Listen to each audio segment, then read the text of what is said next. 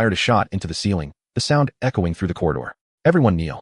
In an instant, Hu Delong and his henchmen dropped to their knees.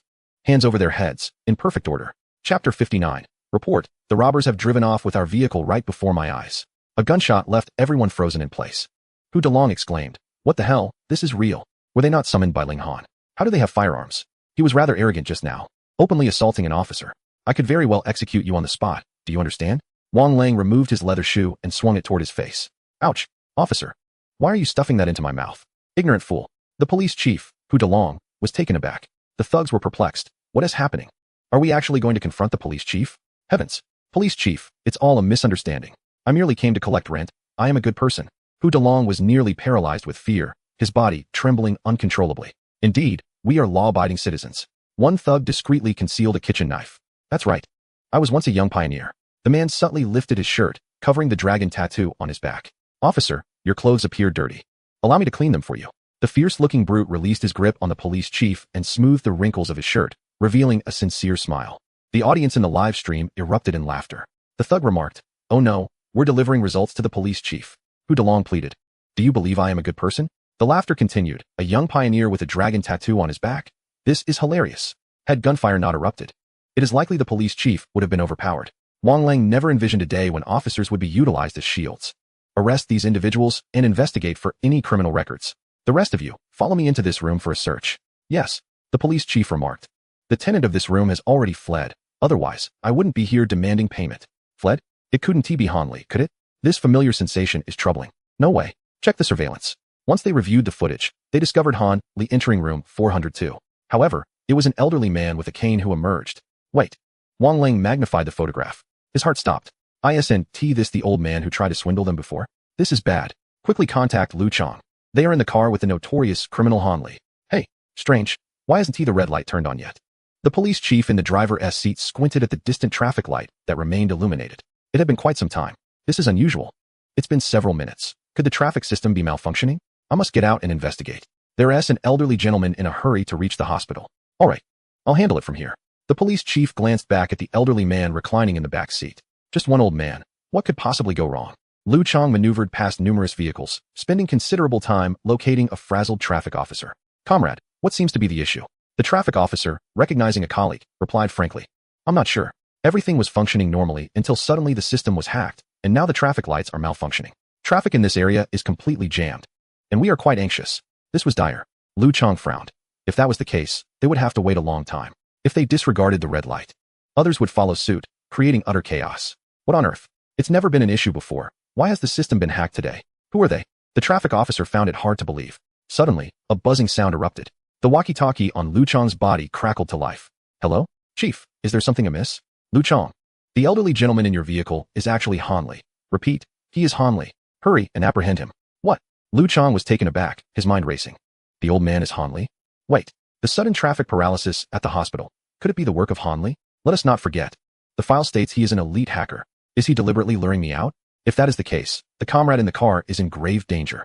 Panic surged through Lu Chong as he dashed back and forth. While running, he switched channels to contact another comrade in the vehicle. However, the other party did not respond. Damn it, the worst has occurred. All right, look, the light has turned green. Let's go.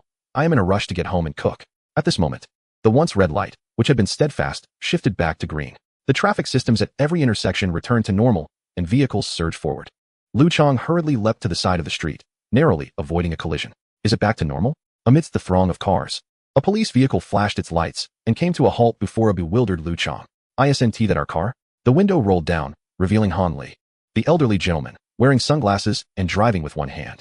He glanced at Lu Chong, a smirk playing on his lips. "See you." In the back seat, a tightly bound police officer whimpered, regret etched across his face. In an instant, the vehicle sped away. Lu Chong exclaimed, "What? Lu Chong, what is the status? Have you apprehended him?" Wang Lang inquired anxiously, as this was their best opportunity. "Chief, that Han Li has taken a comrade hostage and commandeered our vehicle.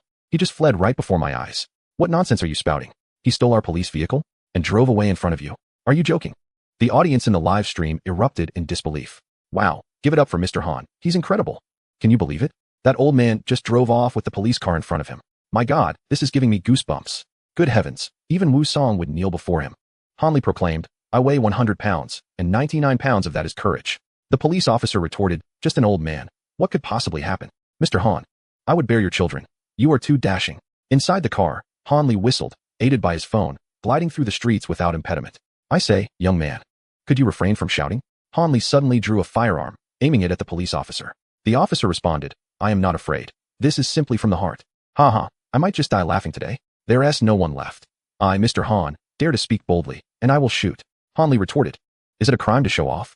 Woohoo, we're taking off. Having narrowly escaped, Han Li felt justified in his actions. Shortly thereafter, as they reached an intersection, Han Li executed a drift and with a crash, collided with an adjacent vehicle.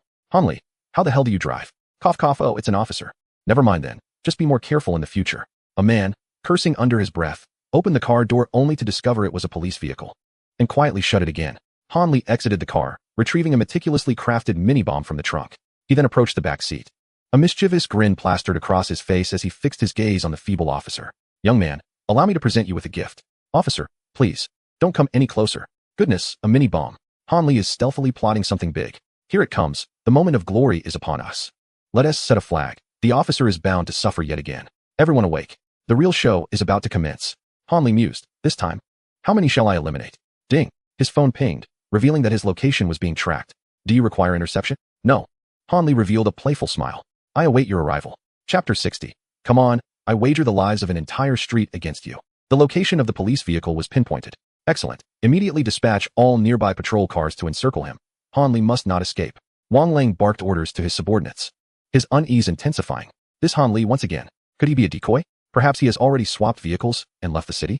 It is not impossible. Go. Notify all city exits, deploy officers to guard them, and apprehend anyone of unknown identity on site. Yes. Meanwhile, handcuffed, Hu Delong cried out. Officer. I'm merely a community owner. I haven't committed any crime. I'm just rushing to collect rent from others. Do you still have the audacity to collect rent? Wang Lang removed his leather shoe and smacked it across Hu Delong's face. You think you're a tough guy, a local tyrant? You're utterly lawless. If I see you again, I'll strike you each time. Do you hear me? If you have no prior offenses, you're free to go. Once the officers departed, Hu Delong promptly vomited.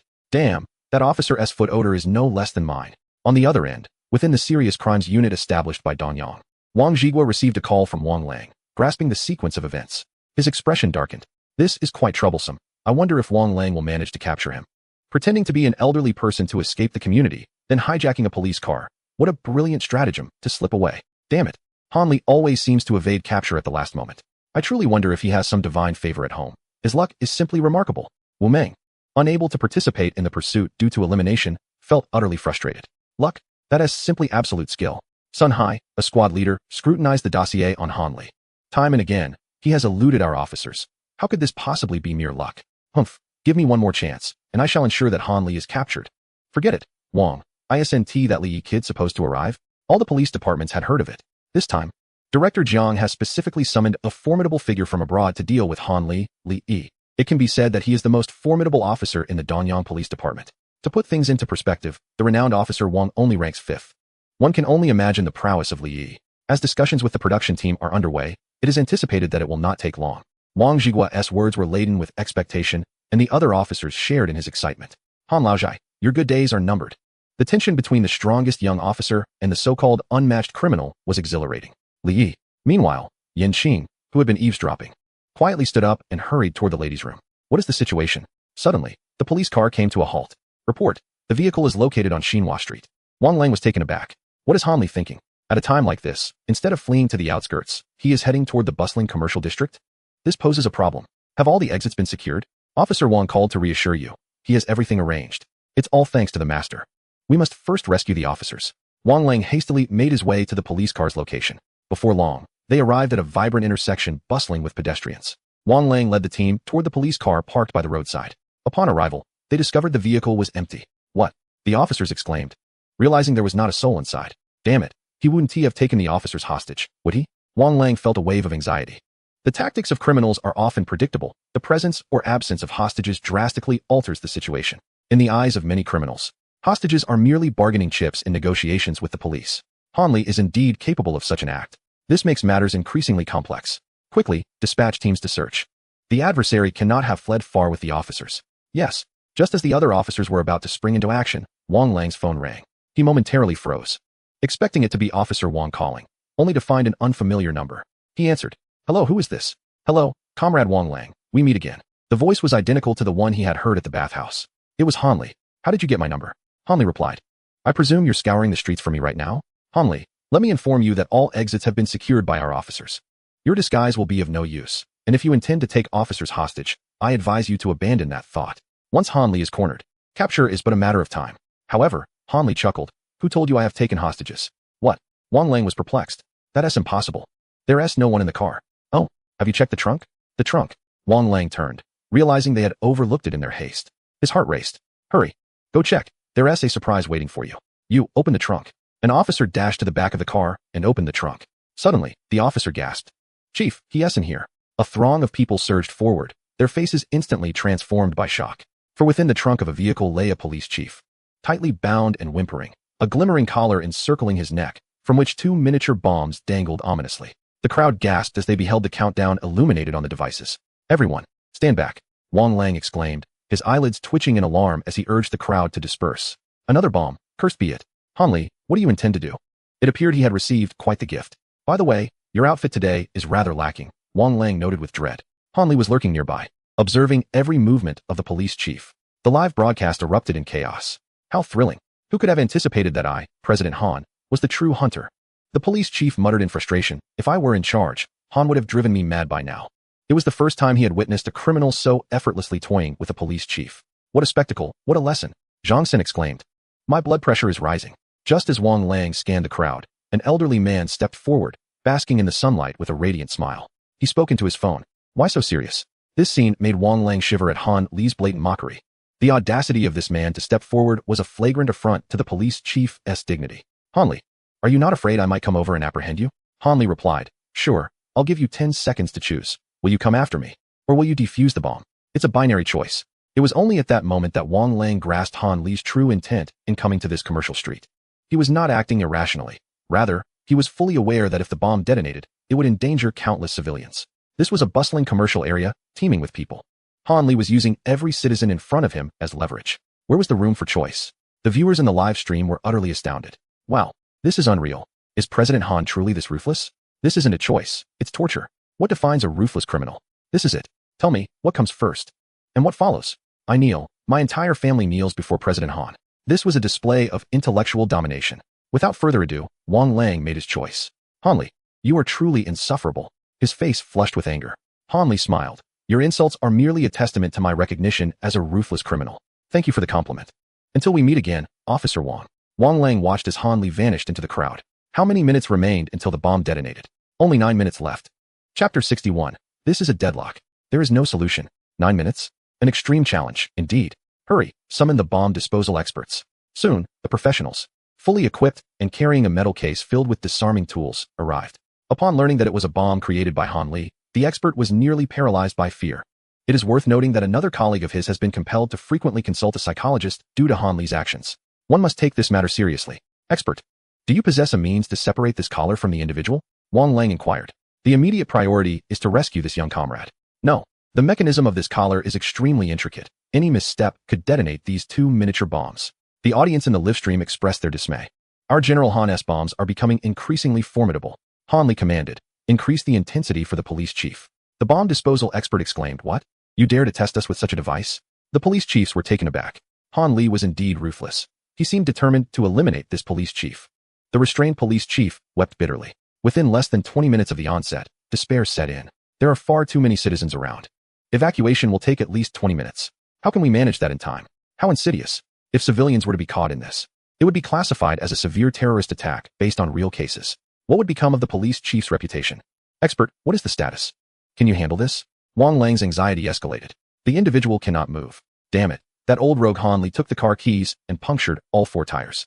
It's utterly despicable. The vehicle could not be moved far from the crowd. Time was dwindling to mere minutes. The situation seemed hopeless. Fortunately, Han Li had left a glimmer of hope.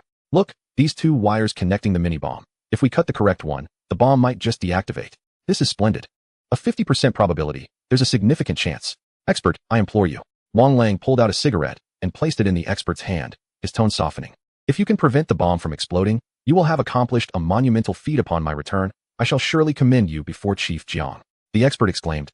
The fire has ignited. 1 white, 1 red. Which one shall it be? Only 5 minutes remain.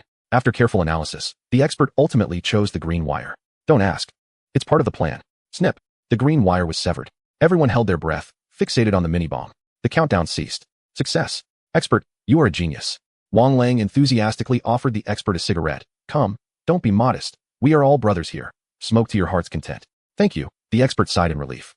Glad to have avoided falling into Han Li's trap. The restrained police chief also breathed a sigh of relief. Rescued at last. Come, comrade, allow me to assist you. One police chief began to remove the mini-bomb from the hostage when, just as everyone believed the crisis had passed, a bizarre sound emanated from the collar around the police chief's neck. In an instant, a dense and potent mist began to spew forth from the collar. What is this? Wang Lang reacted swiftly. Cover your mouths and noses. The police chiefs, in terror, shielded their faces. However, the hostage police chief and several nearby officers were unable to escape the calamity. After inhaling the strange gas, they collapsed to the ground. Elimination. Elimination. Elimination. Indeed. The so-called mini-bomb is merely a ruse. The true lethal weapon lies in the collar encircling the neck of the hostage. Once the bomb is disarmed, it triggers the collar to explode, releasing a gas, not genuinely toxic, that eliminates the police officers. This is a chain reaction. In essence, from the very beginning, you have all fallen into Han Li's trap. According to the program's rules, those officers who inhaled the toxic gas are immediately eliminated. A staff member, elusive and mysterious, emerged to clarify. Of course, it is not real poison. Han Li merely concocted a gas that induces temporary unconsciousness, harmless to the human body. The officers. The experts. Wang Lang. Poison gas. Han Li, are you serious? We are apprehending criminals, not engaging in warfare. I thought so. The last bank case had such a complex bomb, yet this time it was so simple, so it turns out Han Li deliberately led us to disarm it. Could it be a series of traps? Is it possible that cutting either of the two wires would disarm the bomb? Precisely, the staff member replied. The experts gasped in shock. How terrifying. Is he even human? If this were a real case, his family would likely be preparing for a funeral. Let us not forget. We are in a commercial district. If it were real, how many lives would be lost? The viewers in the live stream were utterly dumbfounded. Goodness, he even concocted poison gas. This is madness. Han, this is clearly a deadlock. A banquet of treachery awaits the police officers. Han Li, what a joke. I am a notorious criminal, so be prepared for elimination if you come to apprehend me. This is chilling. This move is superbly executed. It is utterly unsolvable. A textbook-level hunt. Wang Lang. I am on the verge of PTSD thanks to Han Li. Wang Lang felt a shiver of dread. He recalled Han Li's mischievous smile from earlier, cold sweat breaking out on his back. Fortunately, it was merely a performance. The gas was not real. Yet, it undoubtedly sounded an alarm for the police officers. You all, take them to the hospital for recovery. The rest, stand down. Wang Lang, feeling dejected, realized he had been thoroughly bested by Han Li once again, and it was an absolute rout. Damn it. Ensure this criminal record is documented and returned to the station for thorough analysis. Such situations must never arise again. To be fair, Han Li has compelled them to develop a preventive measure against a new type of crime. Yet I still detest him. Furthermore, increase the bounty on Han Li. Citywide wanted at the highest level. Han, are we safe like this? Why do I always feel like they are watching me? Ling Han said fearfully. Can you please show your face? Oh, I apologize. At that moment, Ling Han bore a scar on his face, rendering him unrecognizable from his former self. A mark left by Han Li. Meanwhile, Han Li appeared youthful and charming, akin to a high school student, adorned with a radiant smile that stirred the curiosity of the women passing by. This way of walking cannot continue. At this moment, Han Li noticed a man parked by the roadside, engrossed in a phone call. The car was quite impressive. He approached the man and said, "Hello. The car belongs to me now." The man looked perplexed. Ling Han was equally bewildered. Suddenly, the man's phone chimed. Received 70,000. Is that enough? Not enough. I'll give more. That's sufficient. More than enough to buy me 3 cars. What on earth? Is this what it means to be affluent? Mr. Han, would you mind having an additional girlfriend? Upstairs, Mr. Han, only fancy men. I made the first move. Han Li settled into the passenger seat, glancing at the still-dazed Ling Han. He then inquired, why are you dawdling? Hurry and drive. Oh, a daily tip to avoid danger. Disinfectants and toilet cleaners can cause chlorine gas poisoning. Extremely hazardous. Everyone must take heed. Chapter 62. I, Han Li, am not motivated by bonuses. This is a matter of the heart. Congratulations, host, for yet again escaping peril. Reward, skill acquired, vocal mimicry. Vocal mimicry, the host can alter their voice at will. Han Li had grown accustomed to this skill.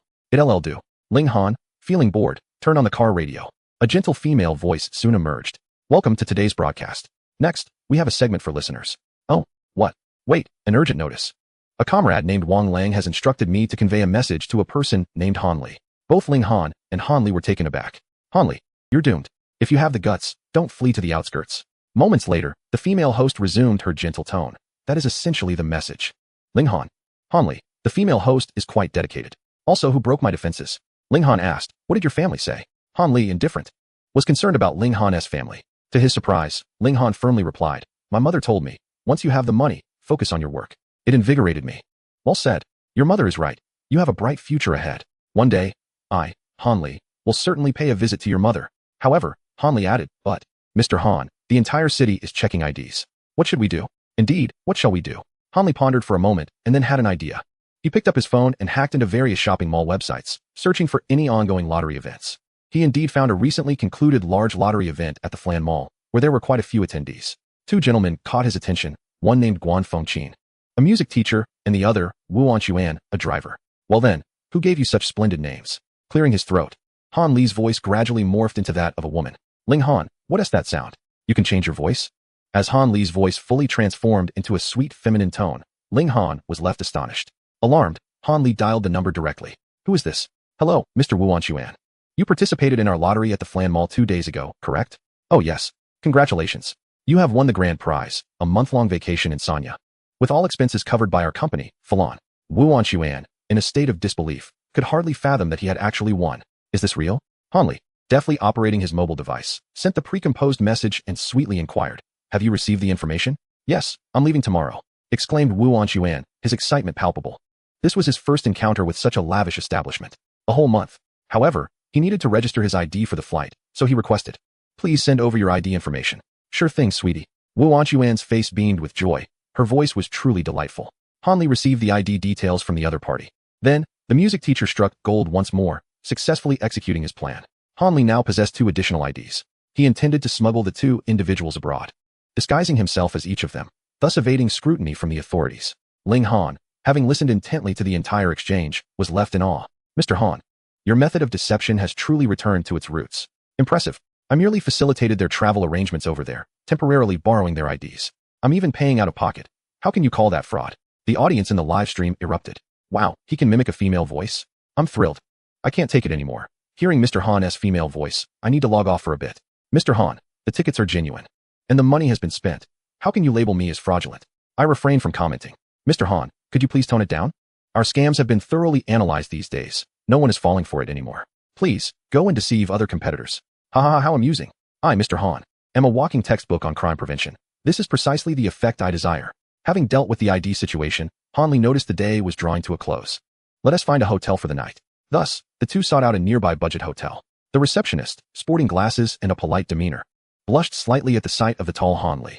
Upon glancing at the disheveled middle-aged man beside him, her expression returned to normal. You are Mr. Guan Fengqin and Mr. Wu Wanchuan. Yes. Really? Do you have your IDs? I'm afraid it's a requirement from the police. Han Li was well prepared and presented his phone to show the IDs of the 2 individuals, which were indeed authentic. Here are your room keys. Enjoy your stay, gentlemen. Why did you only speak to Han Li? Ling Han interjected. Am I invisible? Can't you acknowledge my presence? This superficial world is maddening. Mr. Han, why are you always the handsome one while I'm the old man? Shoo, it's all part of the plan. I can't believe you. It's making me uncomfortable, but I won't say anything. After entering their room, Han Li proceeded to the bathroom for a shower. After scrubbing himself with body wash 5 times, he finally emerged, wrapped in a towel. Just as Ling Han was about to step in, a sudden knock echoed from the door. Han Li immediately reached for the specially crafted firearm resting on the bed. Ling Han yawned. Who is it? No response came. However, beneath the door, a small card was stealthily slipped inside. Han Li approached and picked up the card, then peered through the peephole. A woman, dressed in a short skirt and appearing somewhat fatigued, stood outside, smoking a cigarette, seemingly awaiting Han Li to open the door. Service at the door? How audacious.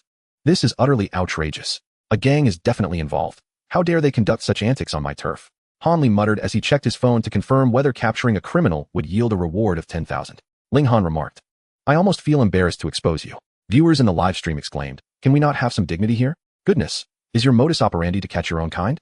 Han Li retorted. I can commit crimes, but others cannot. A prediction. It seems that Han is about to take justice into his own hands, or rather, betray his peers. It appeared the woman was growing impatient. Hey, is this price acceptable? She inquired, exhaling smoke and raising an eyebrow, preparing to leave. Wait, come inside, Han Li beckoned. A triumphant smile spread across the woman's face, realizing that men were all the same. That's more like it. Wait, 2 of you? Upon entering, she was startled to see Han Li and Ling Han wrapped in towels. Is that a problem? Han Li asked. Ling Han gasped. No way. Are you serious? That will cost extra. Han Li replied. I have plenty of money. The woman wasted no time, sitting on the bed provocatively, flaunting herself before Han Li. With a smile, she asked, how do you two like to play? Something like a cream-filled cookie? Ling Han was taken aback. What a brazen remark. The live stream audience surged by thousands, with comments flying. Damn, if this is happening, I'm wide awake now. I know this scent. Oh, it's exhilarating. Time to charge, Han, or I might feel guilty. Come on, let us not dawdle. If we waste time, my wife will wake up. All right, I just bought a pack of tissues. Suddenly, Yanqing awoke with a start, checking her phone. Han Li announced, Suhua Hotel, room 503, time for you to deliver some results. Deliver results? Such a delightful opportunity. Chapter 63. The Calabash brothers save Grandpa, one by one. The woman pulled various gadgets from her bag, chuckling awkwardly while discreetly messaging her accomplices. The big fish has taken the bait. Gentlemen, have you made your decision on who goes first? Ling Han replied, I truly wish I hadn't understood that so quickly. Han Li questioned, what difference does it make? Why not add some excitement to the mix, shall we? He picked up a long red string, a mischievous smile dancing on his lips. I understand. The woman tossed a flirtatious glance his way. You know how to have fun, but it's unfortunate your intellect is lacking. You haven't even realized this is a classic trap. Just wait a few more minutes. You'll soon be in tears. Big brother, a message from sister. Meanwhile, outside the door, in a nearby corridor, a group of menacing figures had gathered. The ground was strewn with extinguished cigarette butts. Which room? A one-eyed man draped in a suit jacket, clutching a string of prayer beads, exuded an air of dominance. The large pot, presumably room 503, could not be mistaken. Look. She even took a photograph. The older brother glanced down at his phone. Astonishingly, there were two individuals. Humph, scrawny and weak, clearly just a flunky. Lao Wu.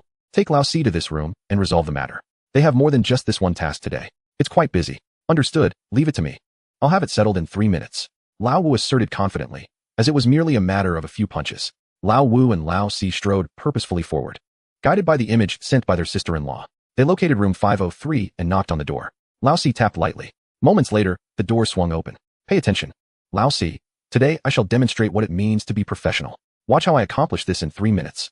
Upon entering, he immediately spotted a cultured man seated on the sofa, brandishing a firearm aimed directly at him. Beside him, on the bed, lay their sister-in-law, bound tightly. The atmosphere thickened instantly. Hello, said Han Li. I'm not well. Lao Wu retorted. Apologies, sir. Please continue. We are but a disturbance. Lao Wu, are you insane? We can't abandon our sister-in-law. He has a gun. Run. The two brothers, frightened, attempted to flee through the door. However, they discovered that the door would not budge. Damn it, what is going on? Han Li remarked. I removed the room card. Here, the doors cannot be opened without it. The two responded in disbelief. What the hell? Are we trapped like fish in a barrel? Big brother, you seem to be in the same line of work. Today, consider it our misfortune. As the saying goes, one should leave a line for others, so we may meet again in the future. We didn't recognize your stature. Who could have anticipated such a trap? Instead, we encountered someone even more ruthless. He has a gun. Allow me to impart a piece of wisdom. Those who engage in this life will eventually pay their debts. The two brothers gasped. What the hell? Han Li, wielding the gun, gestured to the side. The brothers understood and moved aside, crouching down with their hands on their heads. Ling Han, collect their phones and have them undress. Yes. Ling Han approached and gathered their phones. Undress. The two replied, what? Sir, are you into this? Meanwhile, the older brother grew anxious. It has been 10 minutes. Why haven't Lao Wu and the others returned? He paused. Damn it, are they pilfering? Go, send 2 more to check on them. Yes. Another 10 minutes passed without news. What on earth is happening? Are they disappearing? Go again. The one-eyed man continued counting money, pleased with the day's bounty. Another 10 minutes elapsed without a word. Crap. They wouldn't be in trouble, would they? Ding dong. At that moment, a message arrived from his wife. Honey, come save me. These men are trying to do something to me. The one-eyed man's blood pressure surged. No wonder they aren't responding. They're enticing my sister-in-law? Brothers, let us charge forth. Can we truly endure this?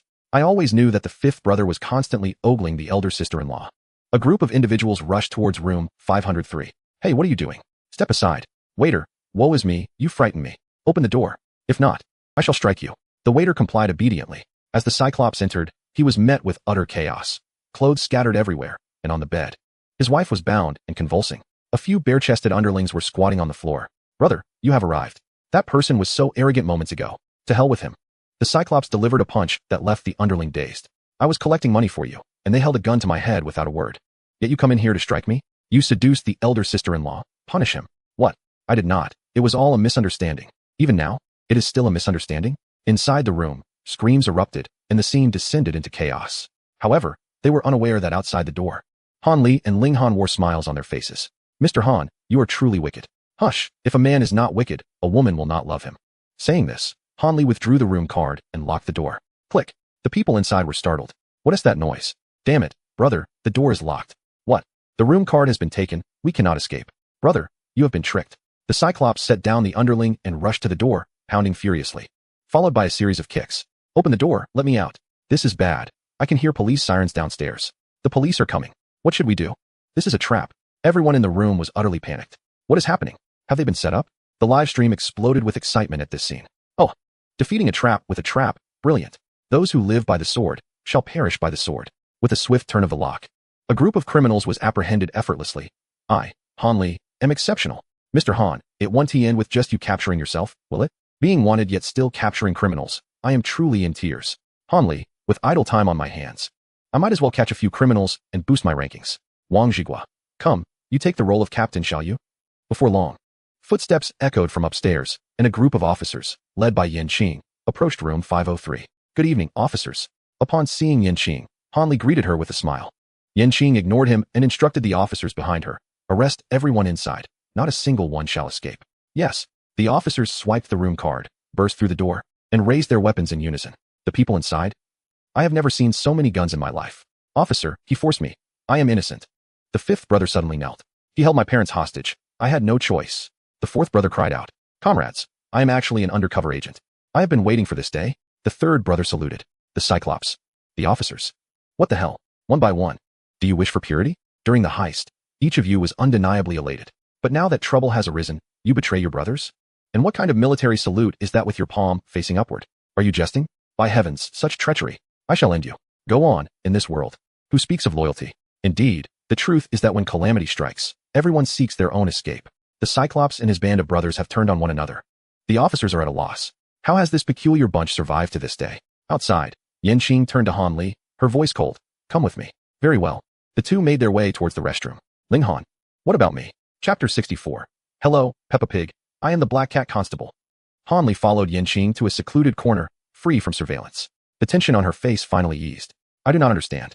Why would you cede this credit to me? There were at least a dozen people in the room. He could have advanced his standing on the constable leaderboard, yet he willingly relinquished it? Han Li replied earnestly, nonsense. I am a fierce bandit. What do I need with empty accolades? I only recognize money, okay? Yin Qing remarked. Moreover, the higher your position as a constable, the more convenient it will be for me in the future. This is mutually beneficial. Han Li had already devised a plan. Whenever he encountered a genuine criminal, he would apprehend them and hand them over to Yin Qing as merit. He would capture, she would ascend. Then, in this black and white partnership, who would dare to challenge Han Li? Ridiculous. The heads of your constables were all nurtured by me. The viewers in the live stream exclaimed in amazement. Goodness, is this truly an undercover operation? It seems my Han is set to infiltrate the constabulary from within. Constable. Wang Zhigua. Hey, this little rascal is quite cunning. Just think, in the future, when you encounter someone, they will address you as commander. Whether it be Captain Wang, Captain Wu, or even the returning Li Yi, they will all have to call you big sister. Tell me, does that not entice you? Yin Qing. After all that, I am merely your tool. However, it does sound quite alluring, doesn't it? Images of Captain Wang and other squad leaders bowing and scraping before her filled Yin Qing's mind. It was an impressive sight. Work diligently, and I assure you, your future will be bright. Yin Qing, are you not afraid that if I rise in status, I might betray you? My dear, one may have a free appetite, but one should not speak carelessly. Han Li, you still have such thoughts? Boldly, Yin Qing is formidable. Han Li turned, a fierce glint in his eyes, and inquired, do you dare? The Shadow Emperor has been activated. In that instant, Yin Qing felt as if she were facing a true outlaw, glaring menacingly at her neck. As though he were ready to risk everything. Yin Qing was momentarily taken aback and truly felt a twinge of fear. It was merely a jest. Do not be so serious. Smile. How could I bear to harm you? Your Han is not a bad person. Han Li embraced the startled Yin Qing, offering comfort. The viewers in the live stream. Is this not the very definition of a villain? Han Li, I am quite naive, you know. I suspect that the two of you have been secretly up to something behind my back. Come on, let me take a look. Yin Qing. At that moment, he was staring at me, and I was utterly terrified. Let me tell you a joke. Han Li claims he is not a bad person. And there's another crucial matter. Han Li turned back once more. What? Don't forget to give me my bonus, darling. Yin Qing. She finally understood. This is not the police station at all. It is Han Li's ATM. Ling Han observed as Han Li and Yin Qing returned. Finished so quickly, President Han. Comrade, you seem to have some issues with your thought process. Han Li regarded the row of criminals huddled in the corner, shaking his head. Alas, the scum of society. One-eyed dragon. Little brothers? Live stream audience. What the hell? Officer, he is. Shut up, behave yourself. No, he possesses something you all cannot have. Conscience. Old 5. You're impressive. I'm in awe. Congratulations, host, for achieving an accomplishment. Reward skill. Crime exterminator. Crime exterminator. When there are real criminals around you, it will provide hints. Congratulations, host, for officially taking the first step on the path of crime. The system rewards an additional skill. Godfather. Godfather. Child, join my big family. You wield an AK. I wield a shotgun, and together we shall grow strong. Effect. Success rate of recruiting underlings increased to 90%. The system notification echoed. Hanli inhaled sharply. These two skills are terrifying. This is bad. I am becoming increasingly twisted. How can the police handle this? Captain Wang said to temporarily halt your actions. What? Captain Wang Lang, who was searching for Han Li at various exits of the city, suddenly received a call from above. What does it mean to stop my actions? Does Captain Wang not trust me anymore? They will send someone more capable to take your place. Captain Wang Lang. Understood. The police must obey orders. Wang Lang hung up the phone, sighing. It seems that in Captain Wang's eyes, I am no longer a match for Han Li, whose influence is so great. Who else could it be recently? No way. Is it him? That man Li Yi. The police present exchanged glances, feeling somewhat sorry for Captain Wang Lang. However, it seems that the higher-up's choice is indeed sound. Do you think they will truly catch Han Li this time? It is highly likely. In the live broadcast studio, the female host appeared excited, addressing the long-unseen Professor Li beside her. Professor, long time no see. Where have you been? Oh, I went to watch Han Li's live stream. Female host, you're not serious, are you? How do I respond to that? Professor Li, unfazed, replied, do you think I am foolish? Wrong, utterly wrong. Based on the performance of contestant Han Li these past few days, do you truly believe he is committing crimes for money? Female host, ISNT that so? Otherwise, why would he participate in this program? Incorrect. According to the latest data we have gathered, in our city, the crime rate has plummeted from 67 to 50. Particularly in cases of fraud, with numerous scammers even changing their professions. Can you guess whose contribution this is? Not to mention Han Li's charitable endeavors funded by bank money, capturing true criminals. Female host. I find myself speechless. The live chat erupted in laughter. Mr. Han is remarkable. Do you comprehend the extent of his contributions to society? Just look, I have only a few million left in my pocket. Up there, little Blackie. Han Li, tread the path of others, leaving them with no way forward. The bane of crime, I jest with you, just for his charitable acts funded by the bank. In this lifetime, I shall forever acknowledge Mr. Han. Han detractors, come forth and face the consequences. To ease the atmosphere, the female host interjected. While Han Li is indeed impressive, I have heard that the police chief has summoned a formidable character this time. Indeed. What formidable character? The audience gasped in surprise. Yes, everyone. This chief is acclaimed as the head of the Danyang Police Bureau, one of the future leaders of the Chinese police force. Featured on the international list of the top 10 outstanding police officers, having apprehended numerous international criminals, and he is barely in his 20s. Not long ago, he returned to the country and, at Chief Jiang's invitation, is representing the police in an effort to capture all criminals. His code name is Black Cat Police Chief. The audience in the live chat was stunned. Wow, the head of the police bureau is back? He must be even more formidable than team leader Wang. Goodness. They even invited external support. Shouted out loud. Mr. Han is incredible. What is this, Black Cat Police Chief? I am still in disbelief. It is quite amusing. I appreciate the down-to-earth approach. Han Li, do you look down on my little Peppa Pig? Is that so? Anticipating a showdown. Damn it, Han boasts, expecting to be reprimanded. Our police force shall rise. It is igniting. This time, Han Li, prepare to be slapped in the face. Criminals, run for your lives. Meanwhile, in the backstage of the program, the director glanced at the man beside him, wearing the Black Cat Police Chief mask. I have carried out your instructions. Li Yi picked up the intercom and informed all police officers. Destination, Haida exit in the North City. Catch the mice. Chapter 65. Come on, Zhang San. Shall we not get involved? Head, it is currently 3 in the morning. Is this Li Yi out of his mind? At the Haida exit in the North City, countless police officers awaited eagerly. The result? Damn it. Li Yi, the one giving orders, has yet to arrive. Can you believe it? He is far too arrogant, isn't he? Wu Meng, wrapped in his coat, looked displeased. Just wait. When he arrives, I shall teach him a lesson. Truly, it is outrageous to be called up again after just falling asleep. All stand at attention. Suddenly, a booming voice echoed. All police officers instinctively stood at attention and saluted. Before them, a man wearing a Black Cat Police Chief mask slowly approached. The officers. What is this? Are you mimicking Han Li? What shocked them the most was that Captain Wang Zhiguo willingly walked behind him. The crowd felt a tightening in their chests. At this moment, several police captains hurriedly approached. Apologizing for their tardiness, Li Yi glanced at them nonchalantly. No matter, 200 push-ups each will suffice. The captains were taken aback. Obey the order. Wang Zhiguo scolded them. How could you be late? As they struggled through their push-ups, lamenting their fate, the captains realized that Li Yi was not to be trifled with. Captain Wu, didn't you just say, I did not? You are slandering me. Li Yi interrupted, commanding, all captains, conduct thorough inspections of the surrounding area in batches, swiftly. Understood. Each squad leader took their subordinates to scour the vicinity. To their astonishment, upon investigation, they apprehended no fewer than 10 contestants. The captured individuals wore bewildered expressions. No way. Officer, how could this happen? Don't you ever sleep?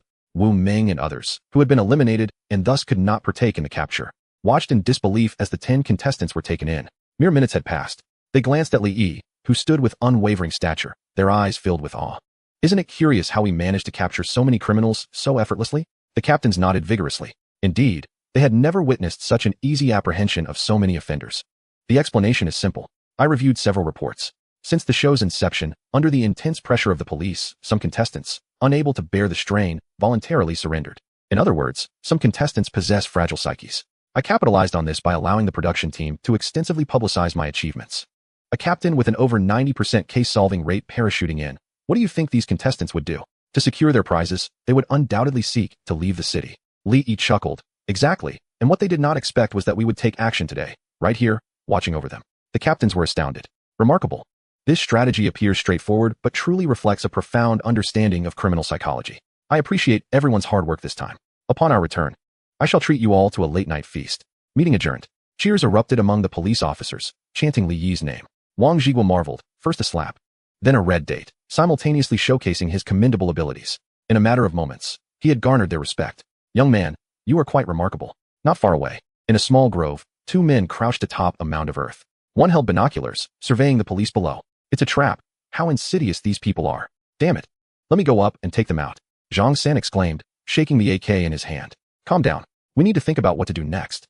Li Yi seems like a formidable character. His arrival has intensified the situation, one of them cautioned. What is your take, Zhang San? Zhang San meticulously wiped his beloved golden Alaska with a tissue, raising an eyebrow as he mused. I believe it would be wiser to align myself with Brother Han. With 1 AK for me and another shotgun for him. You shall be responsible for transporting the funds, and together we shall thrive and prosper. The audience in Zhang San's live stream erupted with excitement. Our Zhang Gu has finally had an epiphany. Following CEO Han, we shall endure hunger for 3 days and still prevail. Zhang San and Han Li, an unstoppable force indeed. Hold on, you must first locate him before we proceed, Luo Xiang interjected. You better not let me catch you. Quite so, the night owl nodded thoughtfully. But the question remains, how do we find him? Damn it, if the police can't track him down, what chance do we have? After a moment of contemplation, Zhang San declared, that's simple. We create a significant stir to make him aware of our presence. With that, he produced a flyer. Furong Bank, celebrating our 10th anniversary, inviting all customers to deposit gold. Not bad, Zhang San. It's time to showcase real skill. Let us rob a bank, just like CEO Han. A young man, contemplating his plans, was approached by an elderly lady who smiled at the 2 burly men behind him. Young man, how long do you intend to rent? Ah, grandma. I'm looking to purchase. What? No, this is a guest house. That is not possible, young man. This place was left to me by my late husband, and he said it must never be sold. I'll offer 2 million. Do you think I'm the kind of person who can be swayed? I love my husband dearly. 3 million. This isn't right. Truly. 10 minutes later, Zhang San proclaimed, from now on, you shall manage the front desk, understood? Yes, boss. Han Li donned a set of plain clothes, surveying the expansive guest house. He nodded approvingly. Very well, let us get to work. The audience in the live stream was left baffled. What on earth is going on? Ling Han queried, bewildered. What audacity? What audacity? In 10 minutes, I've turned the guest house owner into my employee, the elderly woman remarked. I don't understand. There's no choice. The offer was simply too generous. What does it mean to be audacious? Pray tell. What does it mean to be audacious? Han Li acquired the guest house due to its advantageous location, distanced from the city, yet not entirely isolated. Nestled in a relatively obscure area that would not easily attract attention. Ling Han, go online and post a recruitment ad for bodyguards, offering 1,000 a day. Hurry. Boss Han, are you serious? We are criminals. Do we really need bodyguards? Nonsense, no questions. Just part of the plan, right? Ling Han had memorized this. Han Li interjected. Hey, I recall you were quite honest before. Who did you learn this mischievous behavior from? The audience in the live stream responded with confusion. Isn't that you? Their CEO Han. What kind of puzzling maneuver is this? Bodyguard ba? How inappropriate. Oh come on, don't you all see? This isn't about hiring bodyguards. It's about gathering followers. The ad was posted the previous day, and the applicants arrived the next morning, filling the entrance. Old man, at your age, why compete with us young folk? The elderly gentleman chuckled softly. Young man, let me ask you, within 10 paces, which is faster, a person or a bullet? Chapter 66. I, Han Li, resume my old profession. Old man, what do you mean? The burly man seized the elder. Youth, you are quite brave, aren't you? The elder responded with a smile rather than anger, gently grasping the young man's arm. Nonsense. I'm exceptionally courageous, all right? The young man scoffed. Look at this arm of mine. You could barely lift a chopstick against me. Do you think you can subdue me? Very well, the elder nodded. This panda is notoriously ruthless. We must not accidentally cause a fatality. The elder seemed deranged. Why provoke him? Panda, stop. He is merely an old man. In the next moment, a loud bang echoed. A figure soared high into the air, crying for help. Moments later, the burly man crashed heavily to the ground, producing a heart-wrenching sound of despair. The crowd gasped in disbelief. What on earth? Panda was taken down by an old man in an instant? He just flew away. Youth, I advise you to temper your arrogance. One must remain humble. The elder shook his head, surprised at how swiftly the encounter concluded. The fallen panda began to froth at the mouth, resembling a machine gun. Everyone, come at me together. I am in a hurry. Goodness. Who was it that just said to remain humble? Is this how you demonstrate modesty? Such words undoubtedly incited the crowd's wrath. You old fool. Do you truly believe yourself invincible? I, the little dragon of Jiangnan, shall confront you. With a thud, another figure soared into the air. Damn it, I'm coming. Yet another silhouette ascended. Old man, what are you doing? Ah, a game of three's a crowd. I shall send you up. Please, do not come any closer. As the onlookers beheld the figures taking flight, their scalps tingled in dread. Sir, are you playing Monopoly here? The crowd gasped in shock. The elder turned to the remaining candidates, hands in pockets, exuding an air of bravado. Who else wishes to challenge me? Sir. It seems there is a fire at home. I must return. What? My wife is about to give birth to our 10th child. I must be present. Everyone, I shall withdraw my application for the bodyguard position. Feel free to proceed. Damn it, look at all of you, cowards. Oh, the taxi has arrived, right? Great. I will be there shortly. I believe life is precious. What do you all say? One by one, the applicants concocted nonsensical excuses to depart. When Ling Han opened the door, he discovered the yard was utterly empty. Sir, where have all the applicants gone? I scared them away. I am the only one left. Ling Han gazed at the elder, hands in pockets, astonished beyond measure. You mean to say, the elder, with his hands in his pockets, frightened everyone off? Indeed. Ling Han nodded vigorously, resembling a small chick. Han Li burst into laughter. Little Han, your joke lacks substance. No, truly. He just stood there, hands in pockets. And it was terrifying. Come, let him in. I wish to meet him. 10 minutes later. Young man, why do you keep staring at me? And no reason. Han Li swallowed hard. Goodness, this old man. It is not the negotiation expert who almost turned against himself during the last bank robbery, is it? The notorious killing tiger. Cui Hao. Mr. Han, why are your hands trembling? Han Li, it must be due to the cold. Elder, have you ceased your previous occupation? Cui Hao sighed. Don't mention it. I was doing well until I encountered a reckless criminal who left me unemployed. Now that my granddaughter has recently been born, I'm just trying to earn a little money for formula. Is that too much to ask? Han Li. Sir, are you certain you wish to be my bodyguard? Well, why not earn some money? Han Li. Sir, you said it yourself. Oh, Mr. Han, why do you look so pleased? Ling Han took out the contract. Cui Hao glanced at it casually and signed his name. As long as there's money involved, who cares about the details? He is a former captain of the Jiao Long Special Forces. How difficult could this bodyguard job be? A trivial matter indeed. By the way, young man, when you start working for me, what is your name? Oh, I'm Han Li. What? My name is Han Li, sir. Ha ha ha. Young man, why choose such a name? You almost scared me to death, sharing a name with that criminal. Isn't that what they say? Ling Han. The viewers in the live stream. What a bizarre family showing up uninvited. This is simply absurd. Can a person truly commit such acts? Han Li. Well then, I have acquired quite an impressive bodyguard. Sir, you have lost your senses. Cui Hao, why not earn some money? Good heavens, from now on, before Mr. Han even takes action, Inspector will be resolved by me, Cui. Han Li put away the contract. Sir, congratulations on joining our family. Han Li shook hands with Cui Hao. Let us grow and strengthen together. Certainly. When do we start? Tomorrow. Just as Cui Hao was about to leave, he suddenly turned back. Wait a moment. Han Li. Ling Han. No way. Has it been discovered? The viewers in the live stream grew tense. Cui Hao stroked his beard and then said, I recall you mentioned that meals and lodging would be provided, correct? Sir, you are indeed straightforward. Of course. Especially since your workload will be quite substantial tomorrow. Substantial? Isn't being a bodyguard just following you around? How difficult could it be? Just a trivial matter. Sir. Rise. We have work to do. All right. The three of them had an early breakfast. An early departure and return. The grandmother waved them goodbye. Han Li, dressed in a sharp suit, looked quite dashing. Ling Han carried a large bag. The accommodation was not far from the city center. It was just a short drive. What will I need to do, sir?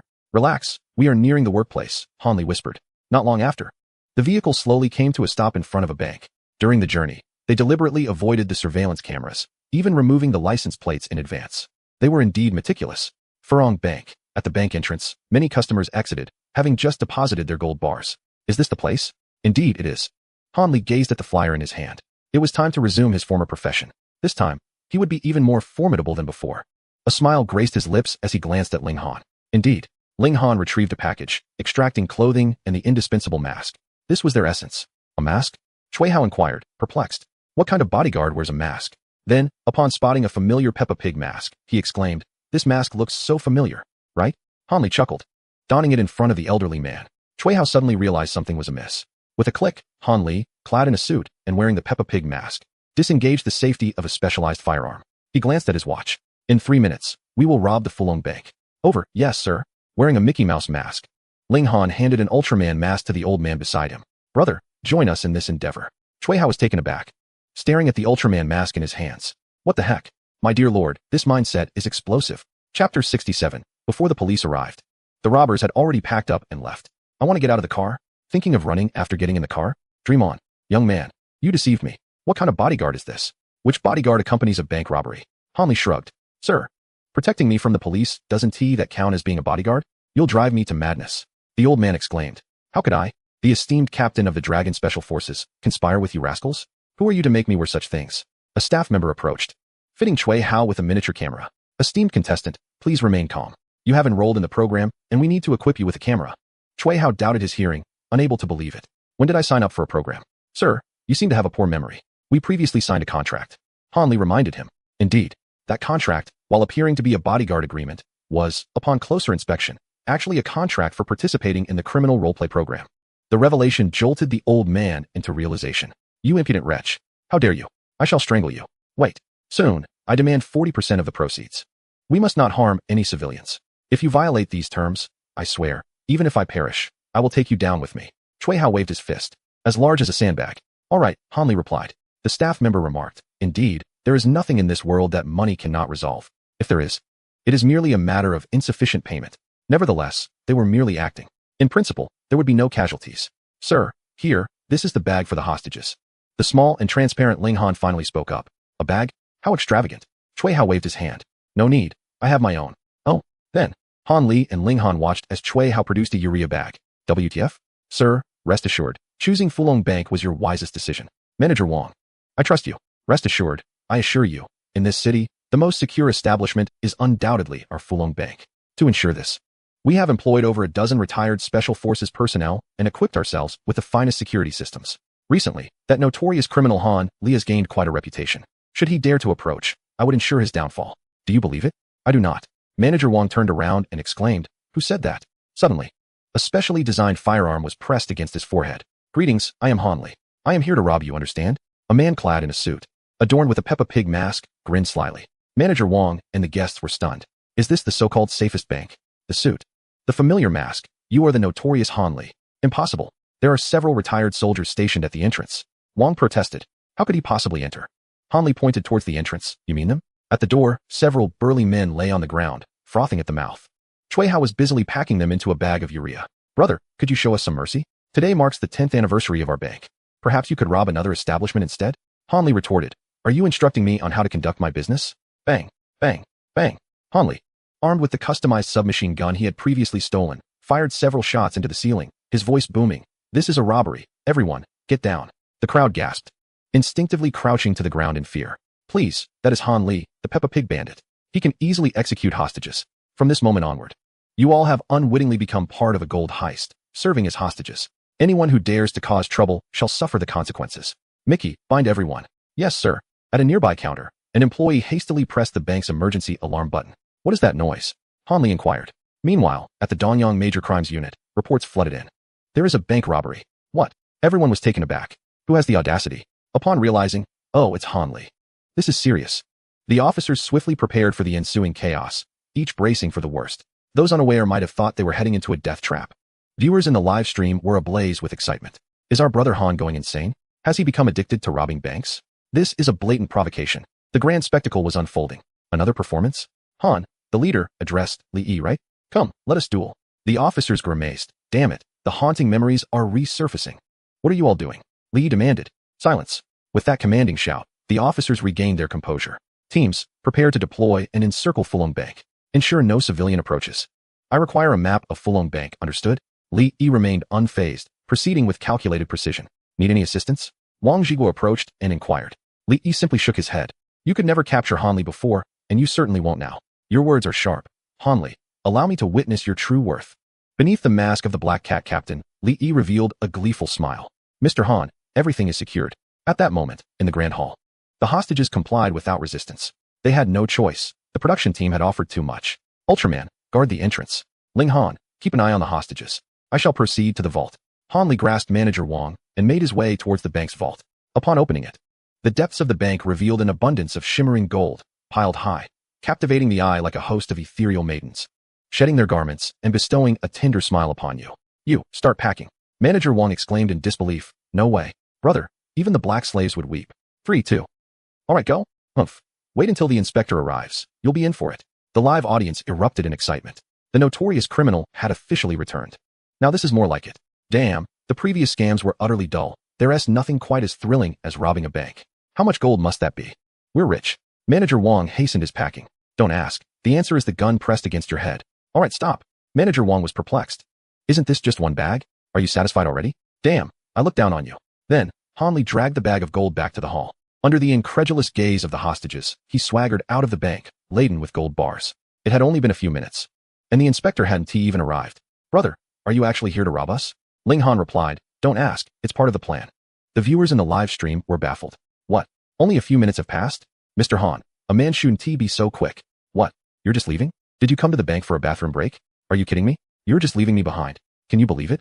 The hostages were already packed and ready to leave before the inspector even showed up. Han Li, carrying a hefty bag of gold, removed his Peppa Pig mask and approached a store across the street. Young man, what can I help you with? Han Li replied. I want every Peppa Pig mask you have. Chapter 68, Shadow Clone? Which Peppa Pig is the real Han Li? The shopkeeper was taken aback. Gold bars. This is the first time I've seen someone pay with gold bars. Young brother, may I ask what you do? Han Li raised his firearm. What do you think? The shopkeeper realized a robber. Stop the chatter. Hurry and bring me all the Peppa Pig masks in the store. I'll get right on it. In just 3 minutes. There were only 10 left. Could you let me off the hook? I'm afraid I'm a notorious criminal. With a swift motion, Han Li knocked the shopkeeper unconscious, neatly packed the 10 Peppa Pig masks, set down a gold bar, and left in a hurry, clean and efficient. No action is superfluous. The audience in the live stream exclaimed in disbelief. Is this for real? Mr. Han, is the robbery happening this quickly? He could have taken more. Yet he left behind a gold bar. It's truly a spectacle, and I can't help but be overwhelmed. I've never seen anything this rapid. What on earth is Mr. Han scheming now? Remarkably, he completed the bank heist and swiftly proceeded to the shop. Suddenly, a notification chimed on the phone. Yan Qing announced, the first batch of police cars will arrive in 8 minutes. Han Li replied, understood. 8 minutes is ample time. Inside the bank, when the hostages beheld Han Li's return, they were utterly astonished. You dare to come back? Ladies and gentlemen, I now require 10 fortunate individuals. Who wishes to volunteer? Han Li addressed the crowd. As he spoke, Ling Han began to retrieve various small items from the large bag they had brought. Fortunate individuals? Does this mean those 10 will be allowed to leave? It was known that the production team had stated that those who survived under the guise of the criminals would earn double the prize. Instantly, numerous hands shot up. Brother, choose me. Don't forget, I helped you carry the gold. Manager Wang exclaimed, rushing to Han Li's side and kneeling before him, clutching his leg.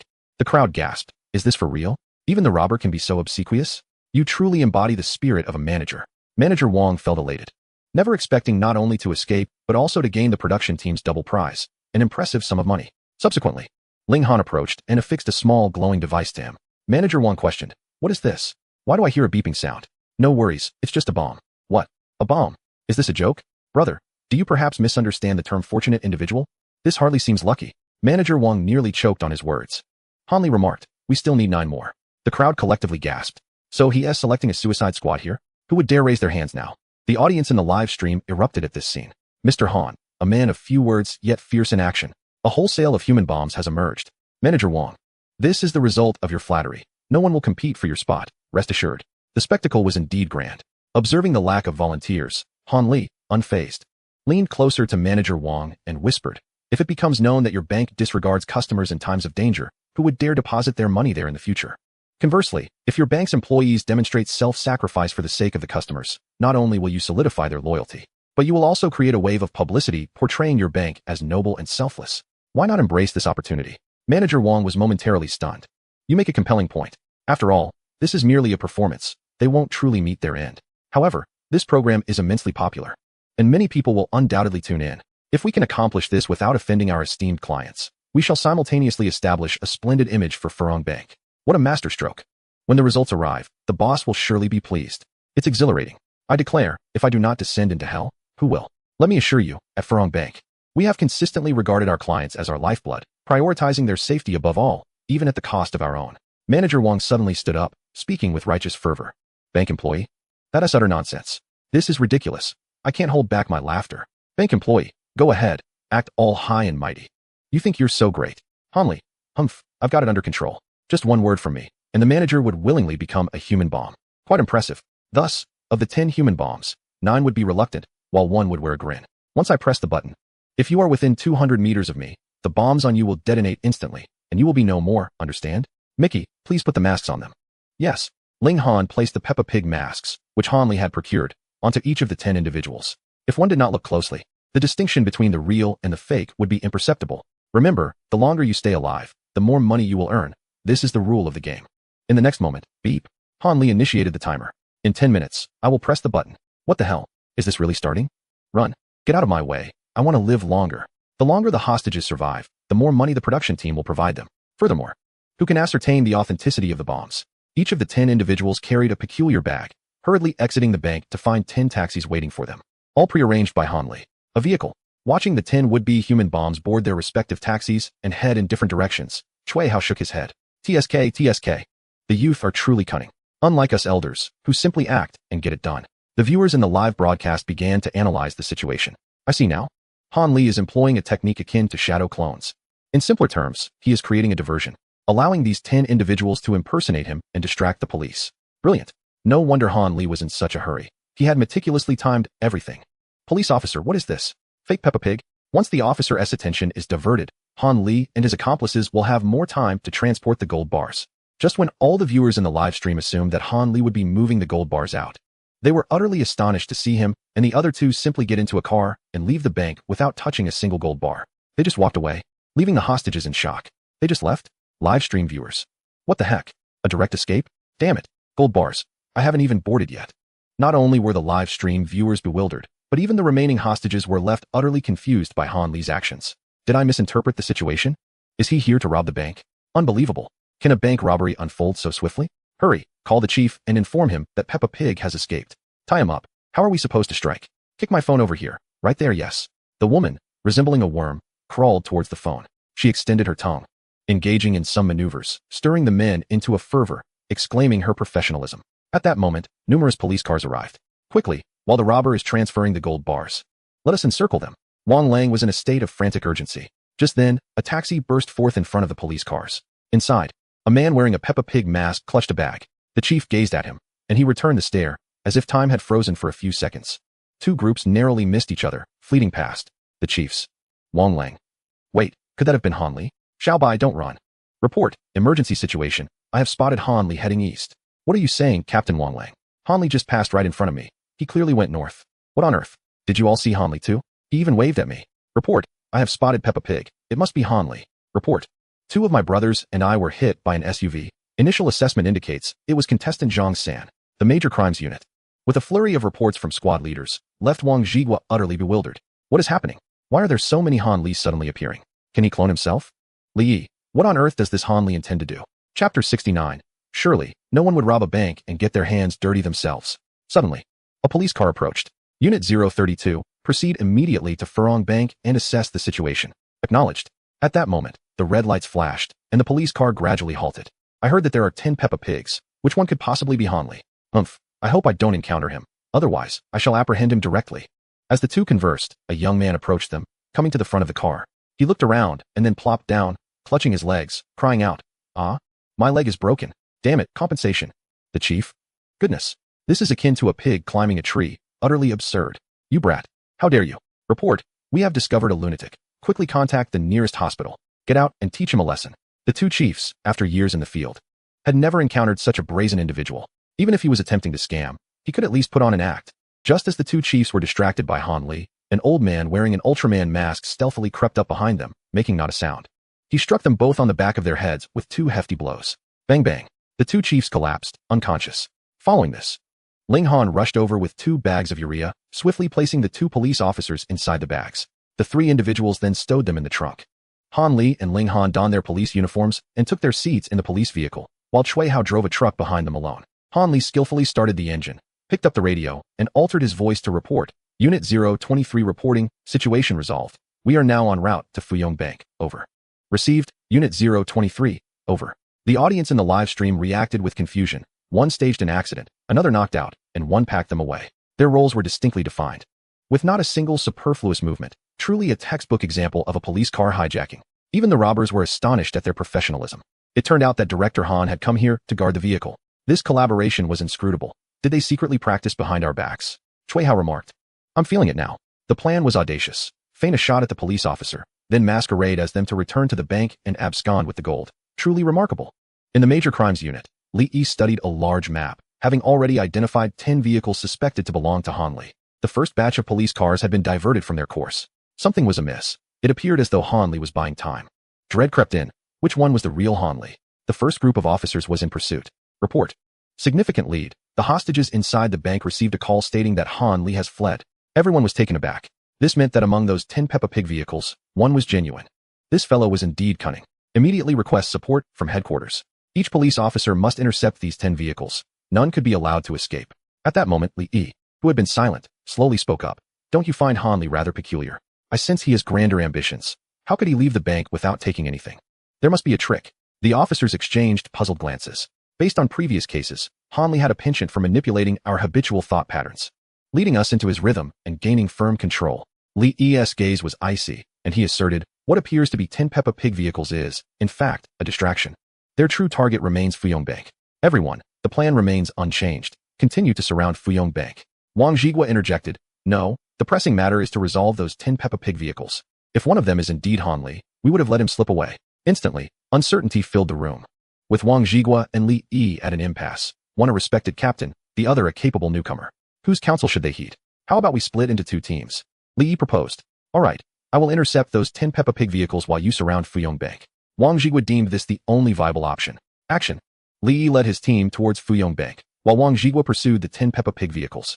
Inside the bank, the hostages were bound and bewildered, pondering why the police had yet to arrive. Suddenly, as the sirens of police cars echoed slowly outside the bank, they had finally arrived. A police vehicle came to a halt, and 2 officers stepped out. Han Li adjusted his glasses and exchanged a knowing glance with Ling Han, their mutual understanding palpable. Fear not, everyone. We are here. Quickly, Comrade Xiaohan, untie them. Yes. Ling Han skillfully proceeded to free each hostage. Officers, you have come at last. Those robbers were incredibly arrogant just moments ago. Indeed, they stormed in and left in a flash. Rest assured, the gold remains safe. Those fools fled without it.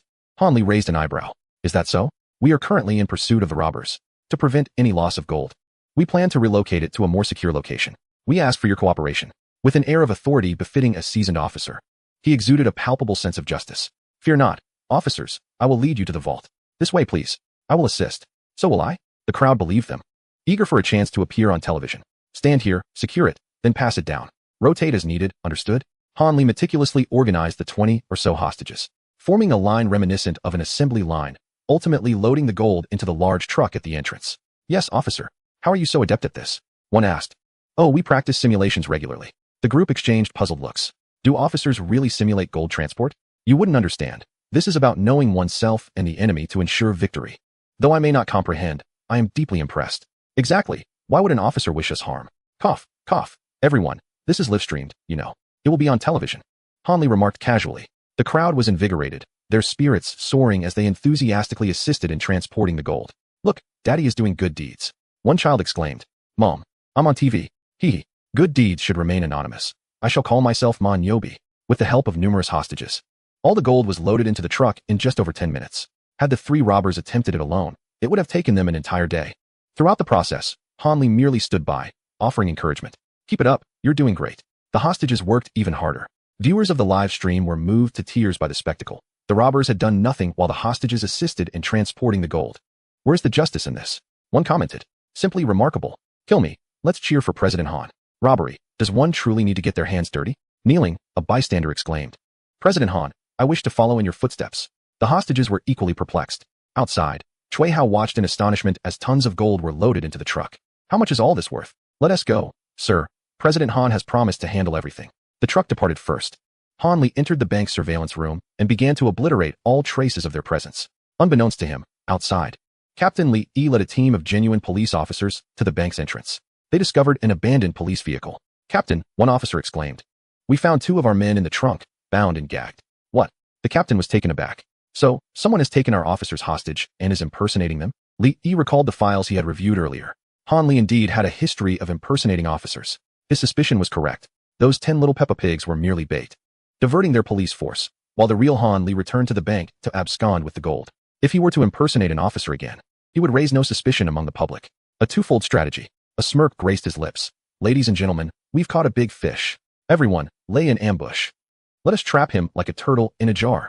Chapter 70. Zhang San accidentally rescued President Han, having destroyed all traces of their presence at the bank. Han Li whistled as he exited the building and entered his vehicle. Just as he was about to start the engine, a booming voice rang out around him. Surround him. In an instant, police cars converged from all directions, encircling Han Li's vehicle. Officers swiftly exited their cars, raising their specialized firearms, aiming them at Han Li inside the car, leaving him no avenue for escape. Upon witnessing this formidable display, Han Li's expression soured for the first time. What was happening? Had he fallen into a trap? How could they know he would return to the bank? He hastily donned his Peppa Pig mask to conceal his identity. At that moment, he spotted a man clad in a trench coat, wearing a black cat police mask. What in the world?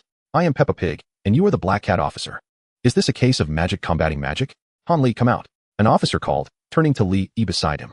The car doors were locked tight. It appeared they were on the right track. Li Yi caught sight of the Peppa Pig mask and felt a wave of disdain swell within him.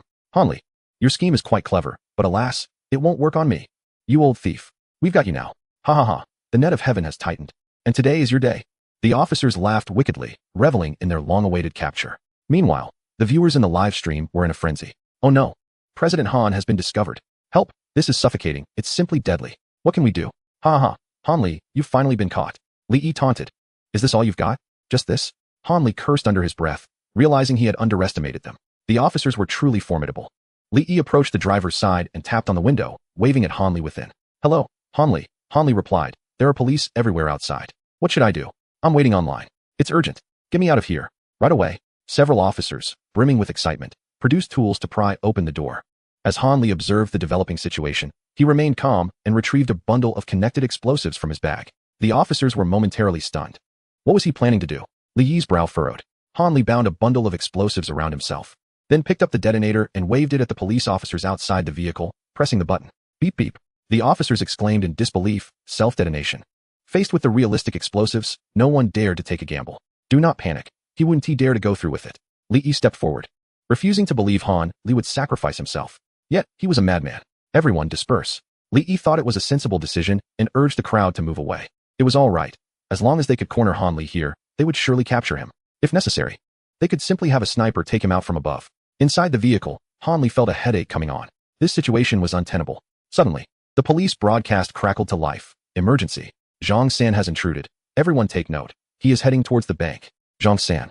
Han Li was taken aback. So audacious? Before Li Yi and the others could react, a thunderous roar echoed. The officers exclaimed, what is that noise? Li Yi turned to look and was instantly stunned. A rugged SUV was hurtling towards them at breakneck speed, showing no signs of slowing down. It was Zhang San. Damn, he really showed up. Is he Chow Chow or something? Get out of the way. Li Yi shouted to all the officers. They hurriedly abandoned their tasks and fled to the sides. Bang. Brake. Zhang San. Which one is the brake? My life is over.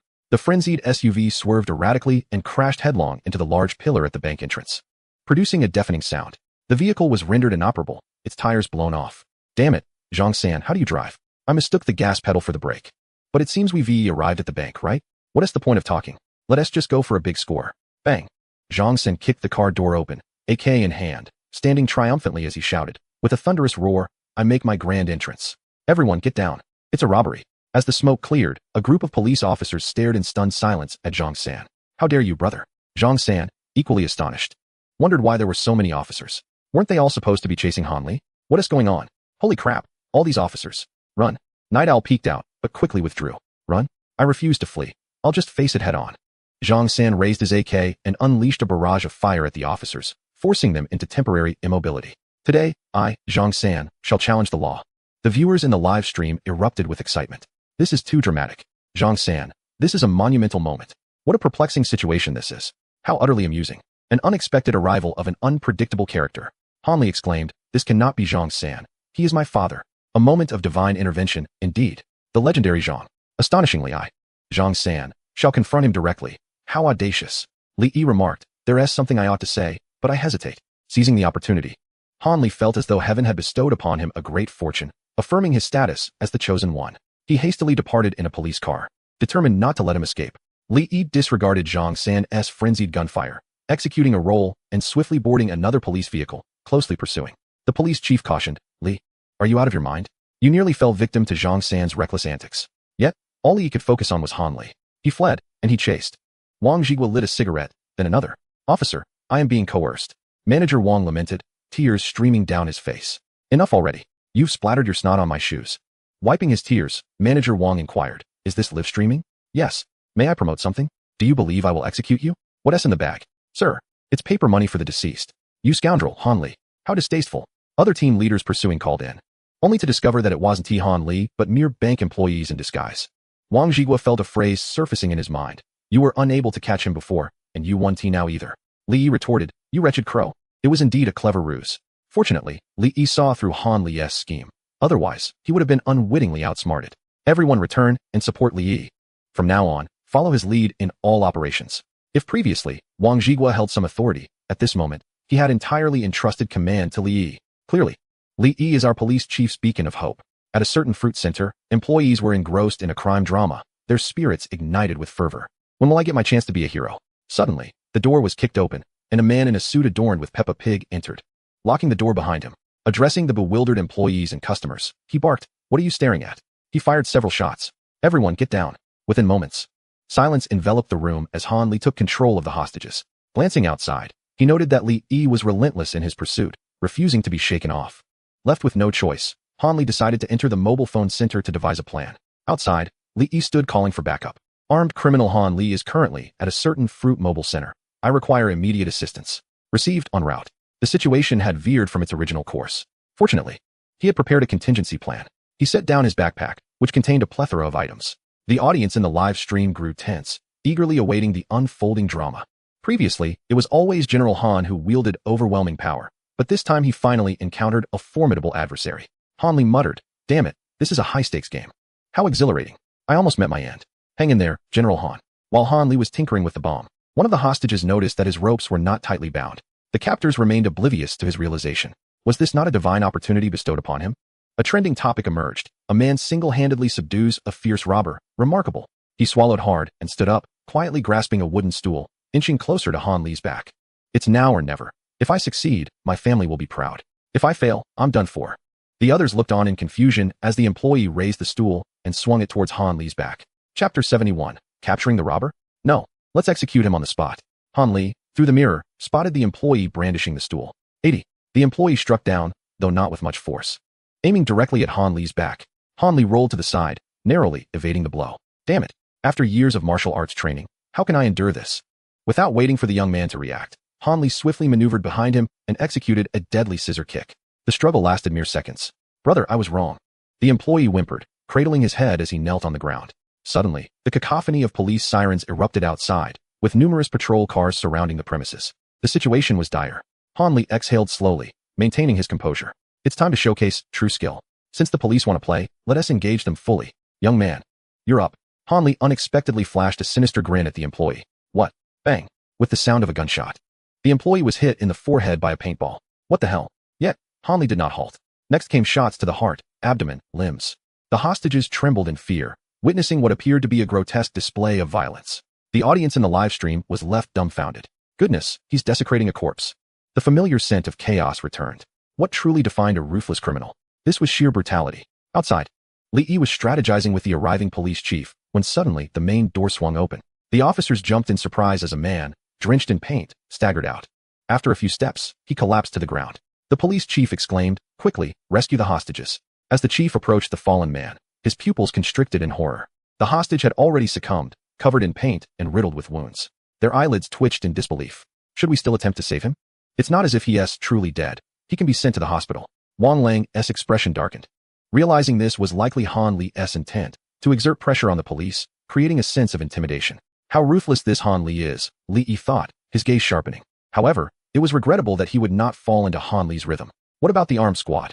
Report. Ready for action. Deploy the snipers to these positions. I require their cover. Additionally, assemble a demolition team ready to breach the door if necessary. Understood. Captain Wang replied. He will bring all available armed forces from the Major Crimes Unit to support you. Almost all the police force. Initiate the blitz in 10 minutes. So soon? Of course. I demand speed. No matter how formidable Han Li is, he is but one man. If the captain attacks from multiple angles simultaneously, it will catch him off guard. Precisely. Li Yi had no intention of capturing him. He intended to execute Han Li on the spot. A single shot to kill. Goodness, this captain is ruthless. Is it permissible to execute him outright? Wang Zhiguo remarked, you are quite the hardliner. It's dangerous, Han Li. This is a guaranteed death. Humph. Let us see how Han Li escapes this time. Meanwhile, on the highway, Ling Han had just ended a call. He turned to Cui Hao and said, Sir, something has happened to President Han. Then shall we split the reward? Cui Hao replied, I didn't realize you were such a generous sir. Ling Han responded. President Han instructed us to wait for him here. Why here though? Although they were puzzled, they turned the truck around. At that moment, inside the store, after finishing his call, Han Li found himself unhurried. He meticulously examined the terrain. There were 2 floors and not many entrances. All could be blocked. Can those outside see inside through these windows? No, they cannot, replied the store manager, held at gunpoint. Excellent. I can proceed to set up my traps with ease. Upon returning to the first floor, the hostages gazed warily at the whimsical yet fierce robber, fearing they might be the next to be eliminated. Ladies and gentlemen, have you had lunch yet? The crowd was bewildered. They could not fathom how the robber, who had just been so menacing, could suddenly utter such words. Viewers in the live stream went wild. President Han, what kind of maneuver is this? It appears you are oblivious. Outside, they are preparing for a blitz. And you are here leisurely dining? This is surely a disaster. Even heaven cannot save you now, President Han. The audience presumed that Han Li was merely stalling for time. But the current scenario involved a formidable adversary, the Black Cat police chief, who would not allow such an opportunity. The hostages quickly realized the gravity of their situation. After all, they were familiar with the Huaihai Bank incident. Shall I not be courteous then? However, first, I require one condition to be met. Han Li chuckled as he produced a series of bombs. The crowd gasped. What do you intend to do? 5 minutes later, Captain Li Yi. This is the menu demanded by the robber. Li Yi responded, what on earth? A robber who requests a meal during a heist? I believe he aims to buy time. Wang Lang's insight struck a chord. Li Yi nodded in agreement. This Han Li was indeed attempting to engage them in a war of attrition. The longer it dragged on, the more opportunities he would have to escape. However, it was unfortunate for him to fall into my hands. Can you truly dine at ease? The police chiefs were left with no choice but to comply. Indeed, for the moment, they could only acquiesce to his demands. However, Li Yi then exclaimed, Team 1. Prepare to breach. Snipers, take your positions. Get me several canisters of tear gas. While they are preoccupied, we will deploy the gas and initiate a swift assault. The police chief responded with confusion, as did Wang Lang, and the audience in the live stream was equally bewildered. They are merely dining. And you want to unleash tear gas? How ruthless. Captain Li, there are hostages inside. Wang Lang protested. Li Yi retorted, I have stated before. You are to obey my every command. This is undoubtedly the best opportunity. I can guarantee the capture of Han Li. Absolutely not. Wang Lang firmly rejected. The safety of the hostages is our police chief's paramount concern. Such actions would undoubtedly endanger them. Apologies, Captain Wang. But my sole objective has always been to eliminate the criminal. Proceed. Yes. The armed team commenced their operation, leaving the police chiefs in a state of agitation. Li Yi is truly ruthless, sighed Wang Lang. This illustrates the disparity between foreign police and those in Huaxia. Soon, the meal was prepared and delivered by a specialized officer. Han Li, your meal has been placed at your door. We will fulfill all your requests. This was intended to create a facade of helplessness on the part of the police. Meanwhile, on the second floor, a special forces team was steadily descending via ropes to the first floor hall, poised for an ambush. Report, we are in position. The bandit has taken in the meal. In 3 minutes, we will deploy the tear gas. Understood. The special forces members wore serious expressions as they monitored the passage of time. 5, 4, 3, 2, 1. Commence the assault. Suddenly, gunfire erupted from all directions, followed by the sound of shattering glass. The hostages, startled while dining, wondered what was happening, only to see canisters of tear gas rolling towards them. Oh no, tear gas. In an instant, thick smoke billowed, creating chaos. The first team entered, while the second team executed a frontal breach, with snipers securing all exits. Yes, a subsequent team swiftly followed, breaking through the main entrance. The entire operation was executed with remarkable fluidity, as if orchestrated by Li Yi himself. He grasped the walkie-talkie, exclaiming with excitement, all units, eliminate Han Li on the spot. Chapter 72, What Black Cat Police Chief? Come, let Han Li teach you a lesson. The viewers in the live stream, unable to see the scene, were left in a state of confusion. Mr. Han, danger. In Country D. Damn it. We have executed the blitzkrieg flawlessly. There is no escape. Speculation arose about trending topics. Shocking. Bandit Han Li eliminated just as he was about to prepare hot pot.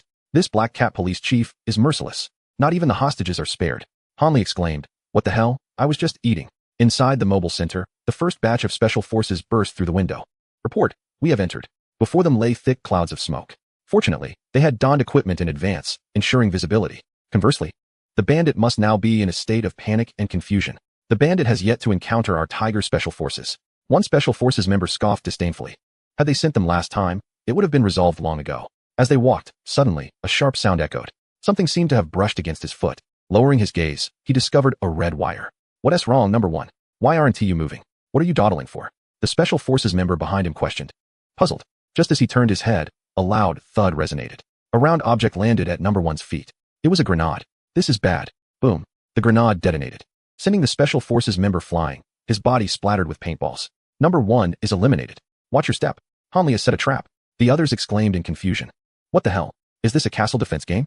Ding ding ding. As the remaining Special Forces members were taken aback, a chorus of mobile phones rang out around them. Damn it, what is going on? It's a trap, stay calm. Captain, number one has vanished. They suddenly realized that the disoriented number one had inexplicably disappeared. Instantly, their hair stood on end. It's Han Li.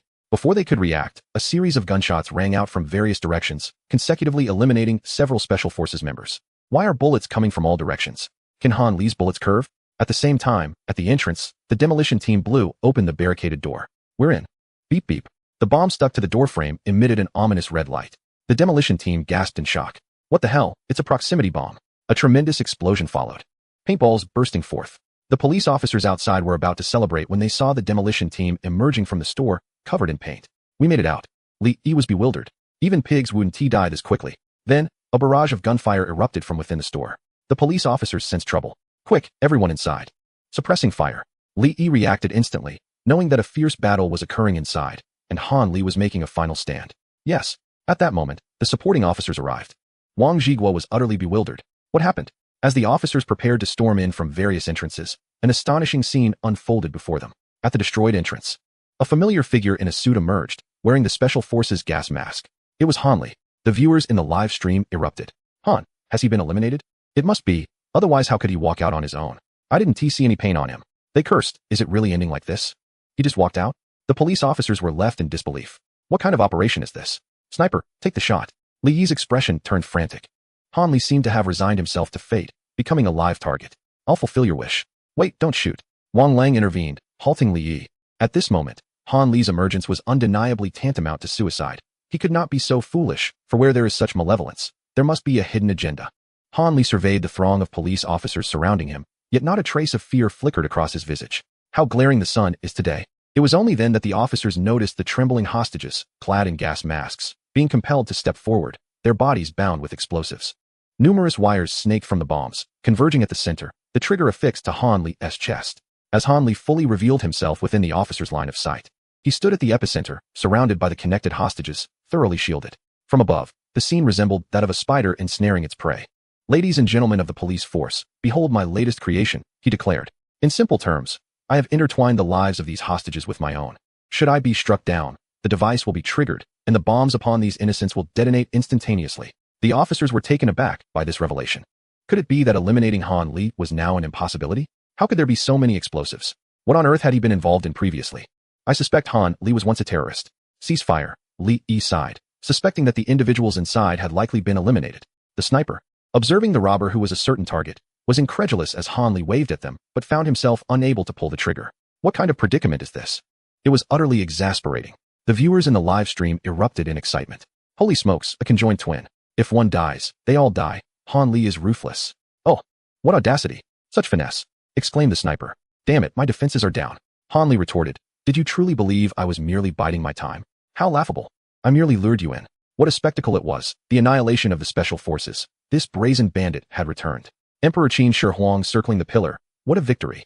He thought. This knee, better off without it. All the officers were rendered speechless. This appeared to be an unsolvable conundrum, at least for the present moment. What do you desire? Li Yi stepped forward to inquire. Since he had willingly emerged, there must be a demand. You have quite the unique taste, Black Cat Constable, replied Han Li. Likewise. Peppa Pig. Han Li continued. You know, behaving this way will leave you friendless. I require a vehicle. To escape? Absolutely not. We cannot allow him to get away. Han Li's departure would mean he could not be pursued. Captain Li, think carefully. We have suffered losses before. Li Yi too felt it was unwise to acquiesce. If they allowed him to leave now, they would forfeit the initiative. We cannot comply. Han Li nodded in acknowledgement. So you refuse? In the next instant, Han Li astonishingly advanced towards the police officers. Do we not exist? An officer could no longer contain himself and drew his weapon. Han Li seized one of the hostages and positioned them in front of him. Go ahead, shoot. Shoot. The officer stammered. You bully. How could he pull the trigger with hostages in the way? Thus, a memorable scene unfolded in the live broadcast. Han Li audaciously entered a police vehicle before ushering the hostages inside, simultaneously connecting the ground wire, the ignition wire, and the starter wire. Han Li then ignited the engine. The audience in the live stream was utterly mesmerized. Mr. Han, you are my deity, they exclaimed, bowing in reverence. Mr. Han is invincible. The police chief interjected. Are we to lose our dignity? Han Li retorted, I relish your disdain, knowing you are powerless against me. In my excitement, I nearly lost my composure.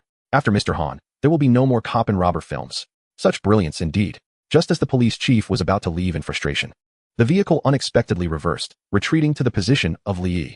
Black Cat Police Chief, am I departing? Li Yi responded, indeed, you are really leaving. Do not provoke me. Han Li. With a smile, Han Li drove away, causing the police officers to clench their fists. What a display of arrogance. Chapter 73, Deception Unveiled, once again.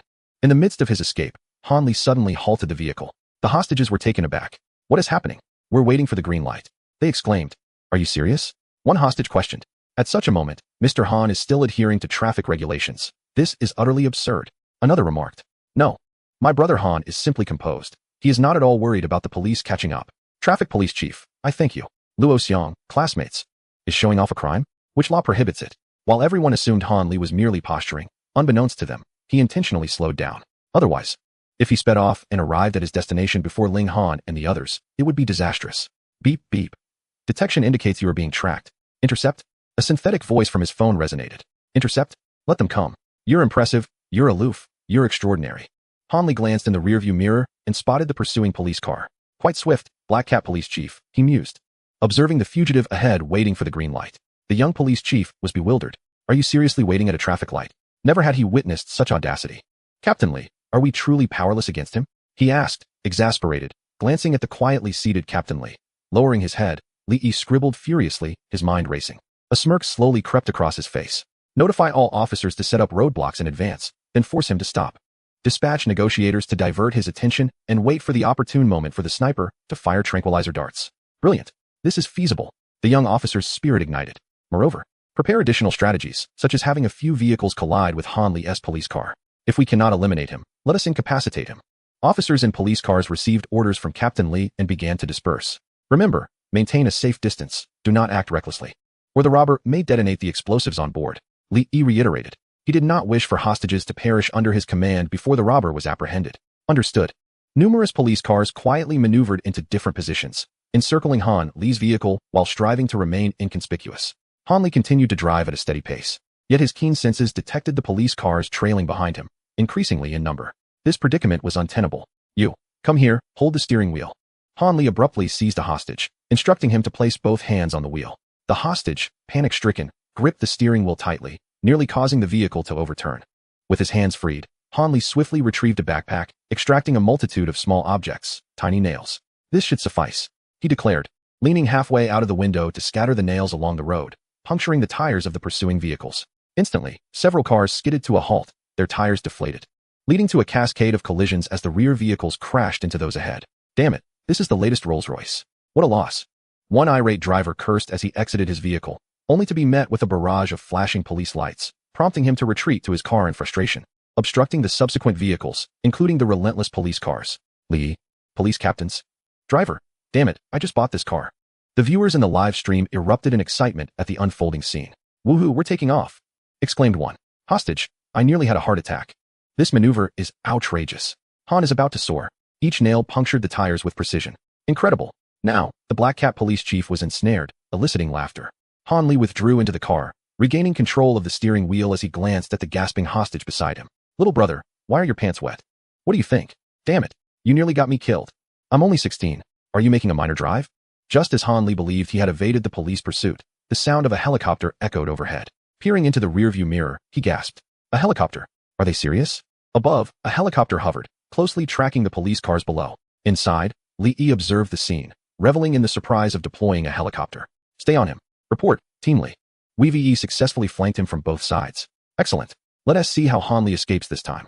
Indeed, the previously dispersed police cars converged at intersections, tightening the encirclement around Han Li on the central road. With police vehicles on both sides and a helicopter overhead, escape seemed impossible. The hostages began to entertain desperate thoughts. Brother, how about you surrender? Han Li. Are you kidding? Me? A bandit surrender? Just watch me. With that declaration, Han Li pressed the accelerator, speeding toward an upcoming roundabout, with the police cars closely in pursuit. Report, the police car is entering the roundabout. He is attempting to change lanes. Good timing. Li Yi smirked, as the chase intensified. At every intersection, obstacles were set up, all waiting for Han Li to take the bait. Police cars cornered him. Stop right there. Han Li. However, just as all the officers assumed Han Li was attempting to change lanes to escape, he instead made a complete circle around the intersection and headed back in the opposite direction. The officers were left bewildered, exclaiming, "What on earth? You came here just to make a loop? This is infuriating. Who would have thought he would head straight towards us? Damn it, we were too careless." Han Li drove the police car with confidence, easily shaking them off. This encirclement had failed miserably. Li Yi felt a sinking sensation as he realized the police cars below had lost track of him. Only the helicopter above remained. "Captain Li, there's a tunnel ahead." A tunnel? This also meant he would be unable to see the situation below for a time. A sense of foreboding began to rise within him. Han Li drove the police car into the tunnel. Not long after, he spotted a truck ahead and workers placing roadblocks. "I've arrived." He slowly maneuvered his vehicle alongside the truck and disarmed the explosives he had set up. "Ladies and gentlemen, the day trip with the robber ends here. We shall not meet again." The hostages were in disbelief. "What do you mean, the day trip with the robber? You're just letting us go?" Han Li paid them no mind and walked straight towards the truck. "Mr. Han, long time no see," said the worker, removing his hat to reveal a smile. It was none other than Ling Han. He had received Han Li's message earlier and had been waiting for him. "I knew I wasn't mistaken about you, Ling Han. Damn it, you little rascals, what are you waiting for? Hurry up." The elderly man on the truck, Chui Hao, cursed. "Are you joking? They're still on the run." Han Li boarded the truck, leaving the hostages in a state of confusion as they exited the tunnel. The viewers in the live stream erupted in excitement. Wow. So this was his plan. He pulled a fast one on them. I was wondering why Ling Han suddenly changed direction. It turns out he was here to pick up Mr. Han. This coordination is unbeatable. Li Yi wondered aloud. Strange, why isn't he out yet? The officer beside him exclaimed, "This is unbelievable." Minutes passed, and from the helicopter stationed at the tunnel exit, Li Yi watched as one vehicle after another emerged. Yet not a single police car was in sight. Where are they? Chapter 74, Escape? I'll just set off a grand firework display at your doorstep. As Li Yi noticed the absence of police cars, he immediately understood something was amiss. The robbers had likely switched vehicles. Upon further reflection, they might have even passed right in front of him. This is absurd. He quickly grabbed the radio, his tone urgent. "All units, the robbers may have changed vehicles. Block all surrounding intersections and check every suspicious individual." Understood. The officers, hearing the command, felt a wave of dread wash over them. This Han Li truly knew how to play mind games. Once again, he had pulled off a clever ruse. The viewers in the live stream flooded the comments with excitement. What a masterstroke. Are you familiar with the phrase pulling the wool over one's eyes? The officers were left utterly bewildered. "Everyone, stop talking. I shall take matters into my own hands and eliminate the offering for General Han. This display is truly magnificent. Han Li, you wish to capture me? Go back and learn properly." All of this began when Han Li entered the mobile center, meticulously planning his strategies. "General Han, you are truly impressive." Ling Han is in complete admiration. "The police have become so formidable, yet you managed to escape unnoticed right before their eyes. Are we returning?" Uncle Chui Hao, who is driving, turned to address Han Li and the others. Now that the gold has been stolen and everyone is unharmed, this grand performance should come to an end. Shouldn't it? However, to the surprise of both Ling Han and Chui Hao, Han Li shook his head. "Since the Black Cat Police Chief has bestowed upon me such a delightful surprise, we must reciprocate, mustn't we?" Ling Han and Chui Hao felt a sudden chill in their hearts. In the live broadcast room, the female host was overjoyed to witness the Black Cat Police Chief suppressing Han Li for the first time. However, upon seeing Han Li escape, her expression soured. "This Han Li is insufferable. Professor Li, what are your thoughts?" "I am merely an observer." "Just kidding, my assessment is excellent." When surrounded by the Black Cat Police Chief, Han Li had already devised a comprehensive plan, proceeding with remarkable organization, ultimately evading the police's pursuit. This is indeed impressive. The most terrifying aspect is that other criminals in such a situation might only focus on the immediate moment. Yet Han Li, with foresight, thinks 10 steps ahead. One could say he is well prepared for any eventuality. Moreover, host, have you not noticed? The Black Cat Police Chief has been fixated on Han Li, neglecting another crucial element. Oh, what could that be? The gold. The female host was taken aback. Indeed, throughout the ordeal, the police were so focused on surrounding Han Li that they failed to realize his two accomplices had long since transported the gold away. Are you suggesting the police were unaware of his accomplices? Impossible. Surely, they must have reviewed the surveillance footage. The female host shook her head, sensing something amiss. Professor Li chuckled. Thus, I reiterate, while they think 1 step ahead, he thinks 10. Do you not recall?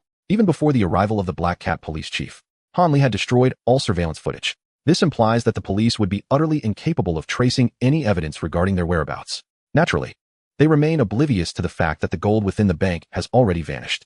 The audience in the live broadcast room was left bewildered. So, Zhang San was guarding an empty bank. Why wasn't this mentioned earlier? My brother Zhang is currently battling the police inside the bank. Zhang San. Police. My goodness, Zhang San has been thoroughly victimized by General Han. Incredible, General Han. From the very beginning, the police were destined to lose. The Black Cat police chief. My sole focus is Han Li. To hell with the gold. I care about every minute detail. The glimmer of hope within the female host was extinguished as she inquired. Will Han Li make a run for it? Who can say? The bandit leader certainly has an insatiable appetite. At this moment, every intersection was manned by the police, with nearly the entire major crimes unit deployed.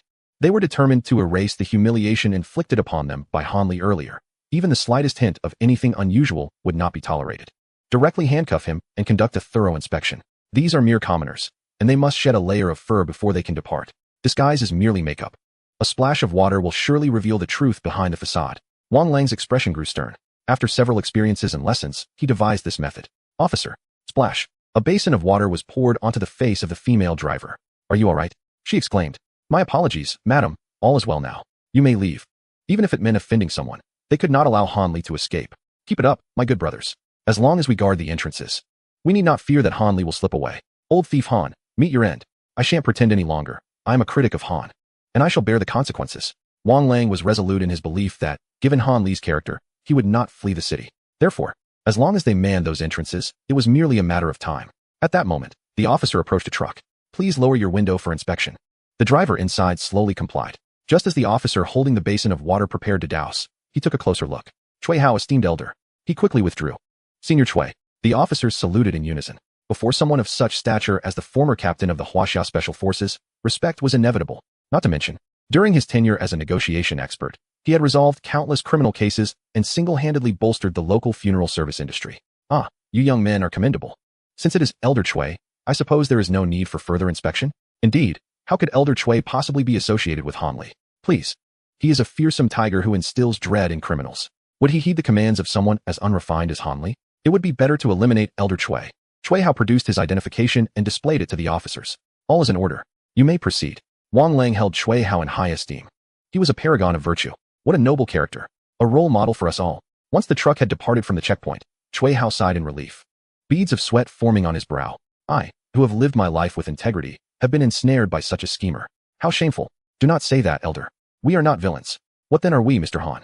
Han Li inquired. Ah, you are beginning to speak back. Where to next? Ling Han observed as Han Li retrieved a slip of paper bearing an unfamiliar address. What is this? The location of the Major Crimes Unit. Ling Han. Chui Hao. What on earth? How do you know the location of the Major Crimes Unit? Isn't that confidential? Han Li recalled a troubling memory and sighed. Let us not speak of the past. Before long, the truck arrived at a concealed location.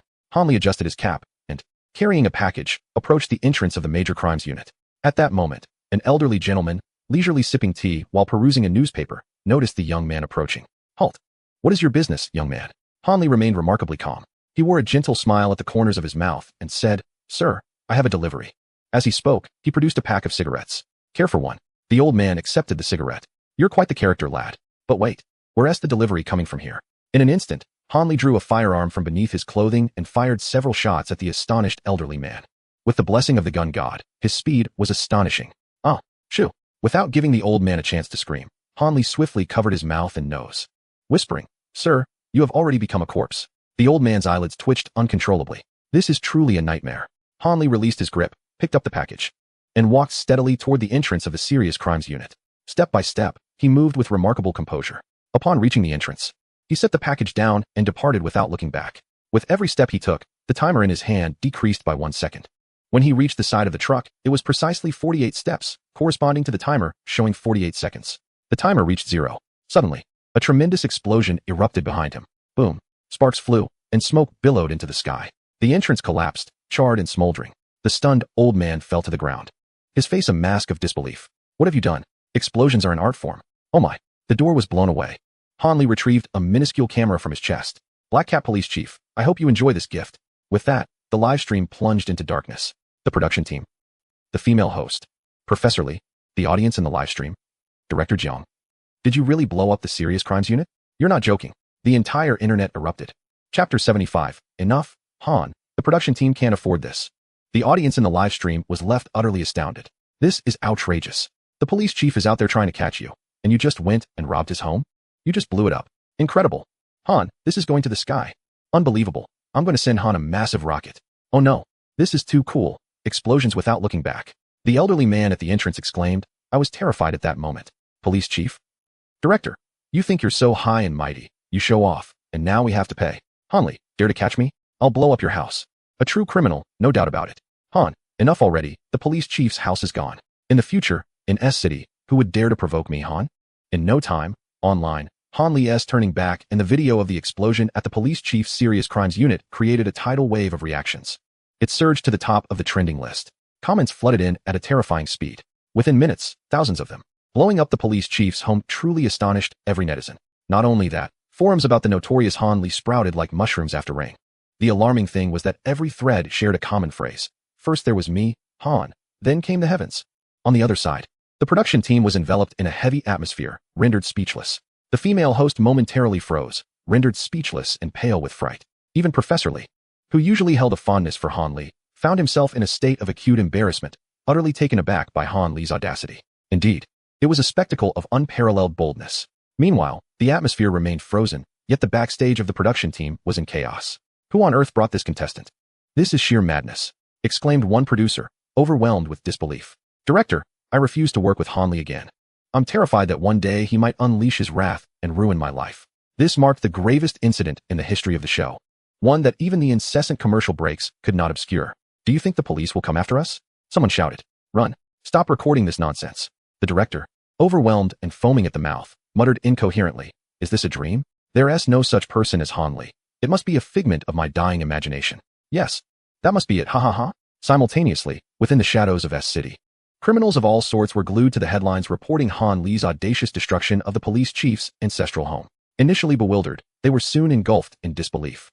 He actually blew up the police chief's house? This was even more audacious than their own criminal deeds. Eventually, they unanimously picked up their phones to contact the aerospace company. Hello, are you there? I'd like to book a ticket for an immediate departure. There's a madman on the loose. That day, the aerospace company was inundated with orders as desperate criminals fled under the cover of night. When questioned about their choice to flee from the police chief's home, their response was straightforward. Why wouldn't we? Haven't you seen who currently ranks second on the police's wanted list? When Han Li gets serious, he spares no one. Meanwhile, a crowd was stirring, filled with commotion and screams. At that moment, the police chief, dutifully stationed at the intersection, noticed drivers inexplicably glued to their phones. What on earth? Using your phones while driving in front of us? You'll be fined. Several police officers approached an offending driver. Pull over. Are you texting while driving? The driver glanced down at his phone and then at the officers, suddenly revealing a look of pity in his eyes. Officers, haven't you seen the news? The news? We barely have time to track down criminals, let alone watch the news. Your house was robbed. Robbed? What do you mean?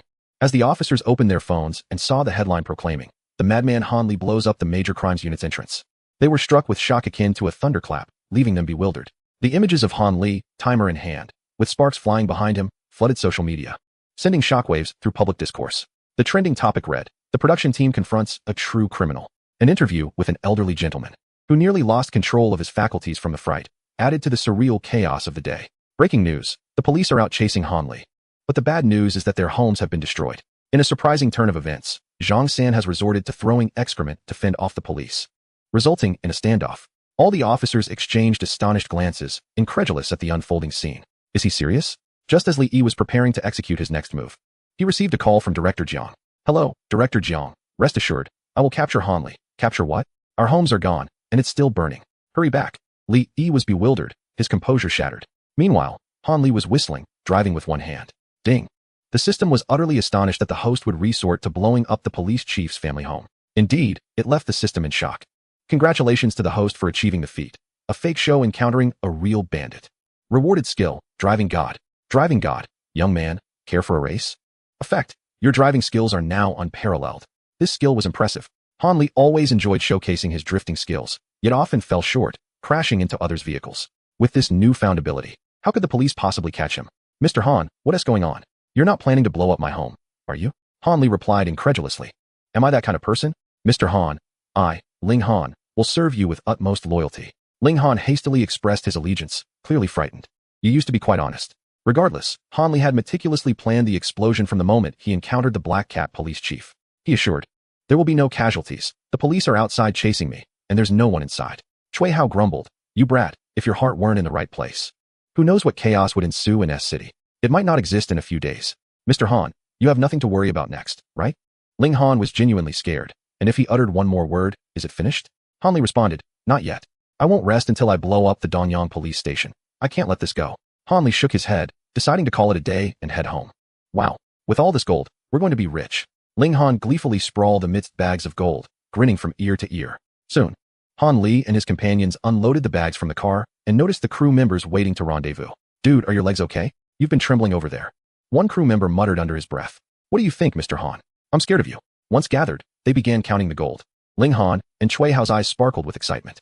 The crew member, overwhelmed by fear, finally noticed the bulging bags behind Han Li, causing his eyelids to twitch. "How much gold is this?" After 10 minutes of weighing, the crew member gasped repeatedly. "Hey, take it easy. You're going to suck all the air out." Han Li frowned, while the crew member was drenched in sweat. He calculated that the total weight amounted to an astonishing ton. A ton? What does that even mean? "Mr. Han, may I make a phone call first?" "What for?" "Before we proceed with your payment, our production team may need to secure a loan." Chapter 76 Emma. It's incredibly thrilling. I nearly passed out over a dozen times. "Doctor, can I still hold on?" "Rest assured, all your readings have returned to normal. By the way, how did you manage to nearly faint so many times in just 3 minutes?" "Goodness." The ECG resembled a roller coaster. It was utterly exhilarating. The director sighed. "Let us not dwell on the past." Suddenly, his phone rang. It was one of his subordinates. He hurriedly answered, his voice subdued. "What is it, Xiao Wang?" "Director. Contestant Han Li has completed this heist. Quickly settle with him and send him away. I do not wish to hear his name again." That may be difficult." The director's temper flared. "What do you mean difficult? Is our production team unable to afford his payment? This is outrageous. Just tell me how much he has stolen." Xiao Wang glanced at the heaps of gold, nearly speechless. "Director, he has stolen a significant amount of gold." "Gold, is it? That is manageable. But he stole a ton." "What?" The director rolled his eyes and fainted. "Quickly. The patient is in critical condition. We must act fast." The doctor examined the ECG. "Goodness gracious.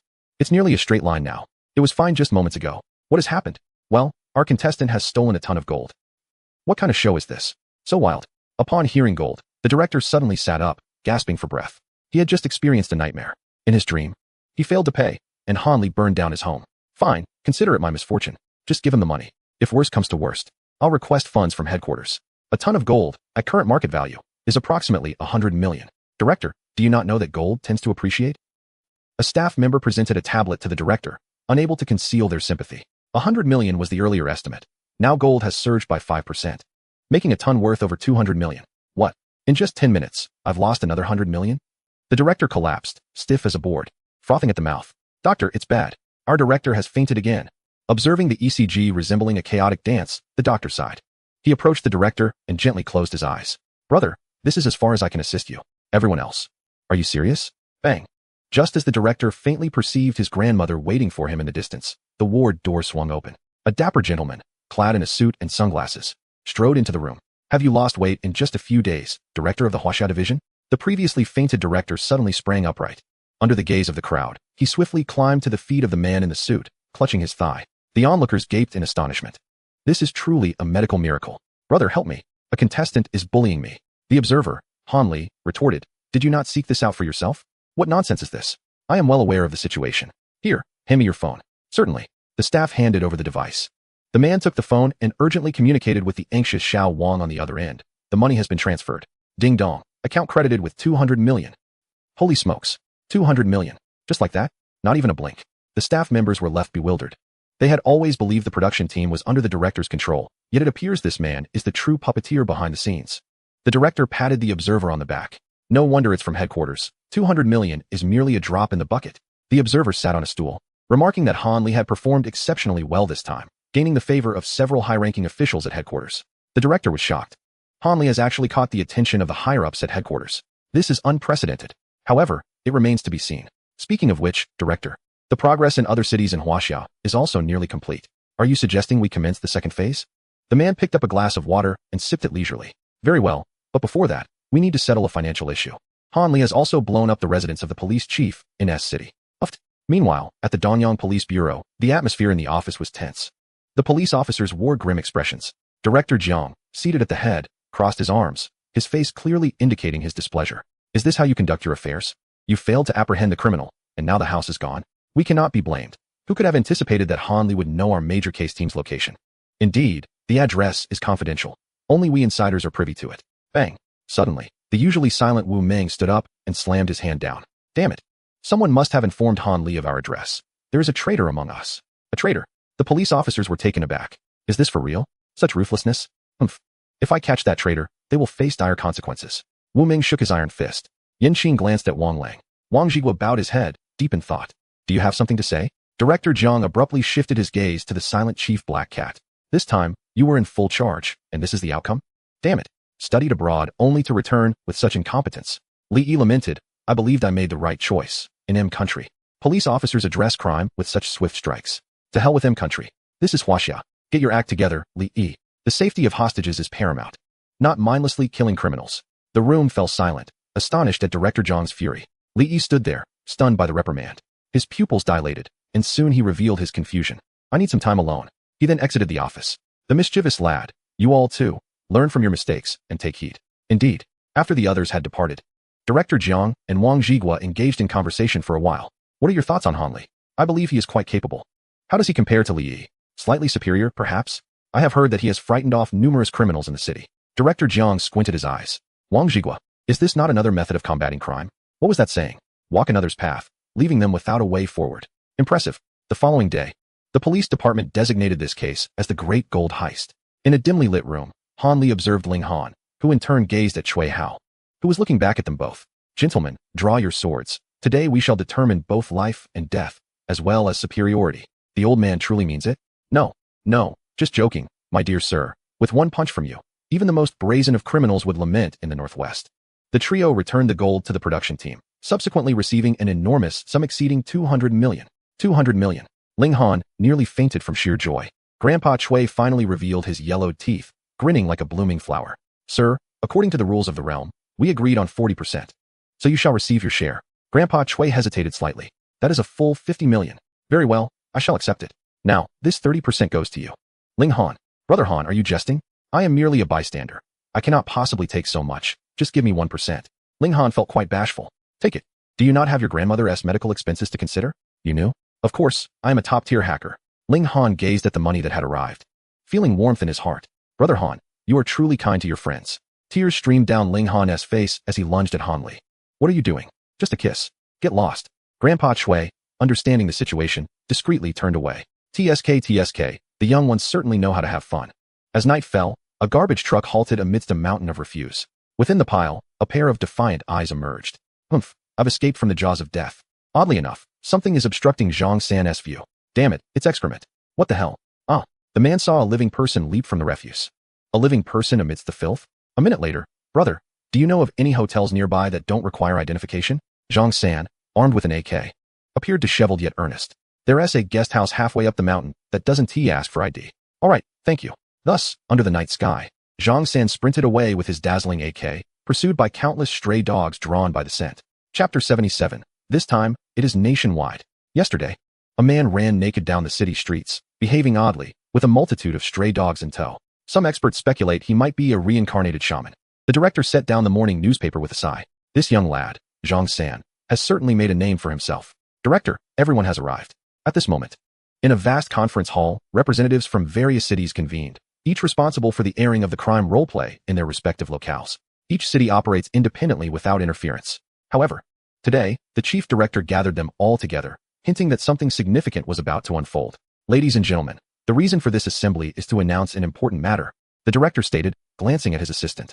On the immense screen, data began to appear, displaying the remaining number of criminal participants across various cities in Huaxia. In City A, there were 23 remaining. In City B, 12. In City C, 14. And in City S, 42. The audience was taken aback, their expressions filled with bewilderment as they turned to the director. These numbers seem off, they murmured. Clearing his throat, the director explained, due to special circumstances. We have an exceptionally formidable individual who has drawn the majority of police firepower and has yet to be apprehended. One person, taking on the entire police department?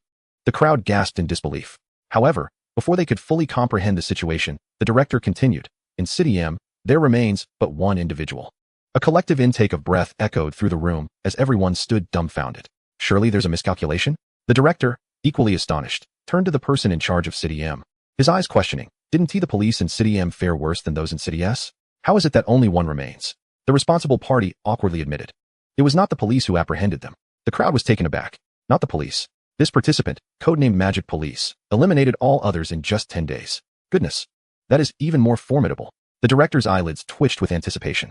I must have a chance to confront this rogue. After reviewing the remaining criminal participants in all cities, the director announced, not long ago, observers from headquarters approached me, suggesting that it is time to enter the next phase. What does that mean? The second phase will entail a comprehensive upgrade, an expansion of the criminal scope, an increase in rewards, and the lifting of numerous restrictions. In short, the program will become increasingly thrilling. This was a grand undertaking. Previously, the participants operated independently. Now, they would be interconnected. Who could predict what turmoil these criminals might unleash? The tides were about to turn. Shortly thereafter, countless police officers and criminal participants received a text message simultaneously. The second phase officially begins. Rule change. The criminal scope is expanded nationwide. Police and participants may operate freely throughout Huaxia. Prize money increased to 1 billion. Participants are allowed to form their own teams, factions, or even underground organizations. Any subordinates they recruit will have their points attributed to the leader, not counted as official participants. Live broadcasts from various cities will be interconnected. At the same time, a brand new crime simulation leaderboard was unveiled, this time on a national scale. First place, Q. Points, 230. 000. Evaluation, unknown. Second place, Magic Police. Points, 190. 000. Evaluation, relies solely on the presence of peers, apprehends one upon encountering. Third place, Peppa Pig, with companions, Mickey and Ultraman. Total points, 176. 000. Fourth place, Black Dragon, affiliation, Black Dragon Society. Total points, 123. 900. The interconnected live streaming rooms have witnessed a terrifying surge in popularity, with an increasing number of netizens from various cities joining in. Upon seeing this ranking, the atmosphere exploded with excitement. Is it the new year already? Who is this Q, who outshines even my Han? It's madness. The production team has gone berserk. Director Han Li, hurry and spread your influence to other cities. My Han, we are poised to take the nation by storm. What's this Peppa Pig nonsense? Let him try his luck in my M city. Huh. All these small fries, in my D city. We have already begun forming factions while you all are still playing petty games. Black Dragon Society, let me show you how it's done. Each of the top 10 on the leaderboard is a formidable figure. Contrary to the ecstatic audience, the police chiefs from various cities were plagued with headaches. This is a mess. Initially, the chaos was contained within their own cities, which was manageable, but now they are roaming freely. The pressure is immense. Quickly, contact the heads of each department. We must collaborate in this crisis. Meanwhile, in a guest house, Han Li was perusing the messages sent by the production team. A smile creeping across his face. The production team is stirring things up. Han, are we making a run for it? Ling Han began packing his belongings. It is unwise to linger here. Perhaps we should develop in other cities. What is the rush? Don't you realize it's dangerous to leave now? Han Li explained patiently. Do not forget, it's not just us receiving messages. The police are also aware. They will undoubtedly bolster security at major airports and train stations, waiting for you to arrive. Indeed, the police could very well set a trap. Ling Han shuddered at the thought. So what shall we do next? What shall we do? That is obvious. We must eat. Han Li donned his attire, now assuming the identity of Guan Fengqin. Once outside, no one would recognize his true identity. Where's Uncle Chui? He is off chatting with Andy. He truly is the best. Han Li and Ling Han drove to a certain restaurant. Under ordinary circumstances, they would never have dared to envision dining here. But now, with newfound wealth, it was within their reach. Sir, this way please. The waiter, wearing a sincere smile, led Han Li and Ling Han to the finest private room. All our fish are freshly caught. They are exceptionally fresh. As the manager began to introduce the dishes to Han Li, a sudden notification resonated in his mind. Ding! Criminal Nemesis activated. Han Li was momentarily stunned. The activation of this skill indicated that genuine criminals were lurking nearby. Han, why have you stopped? Ling Han and the manager were puzzled. Han Li recalled, just now, it seemed that two waiters brushed past me. Ling Han, quickly call the police. What's wrong, Han? What happened? Something big has occurred.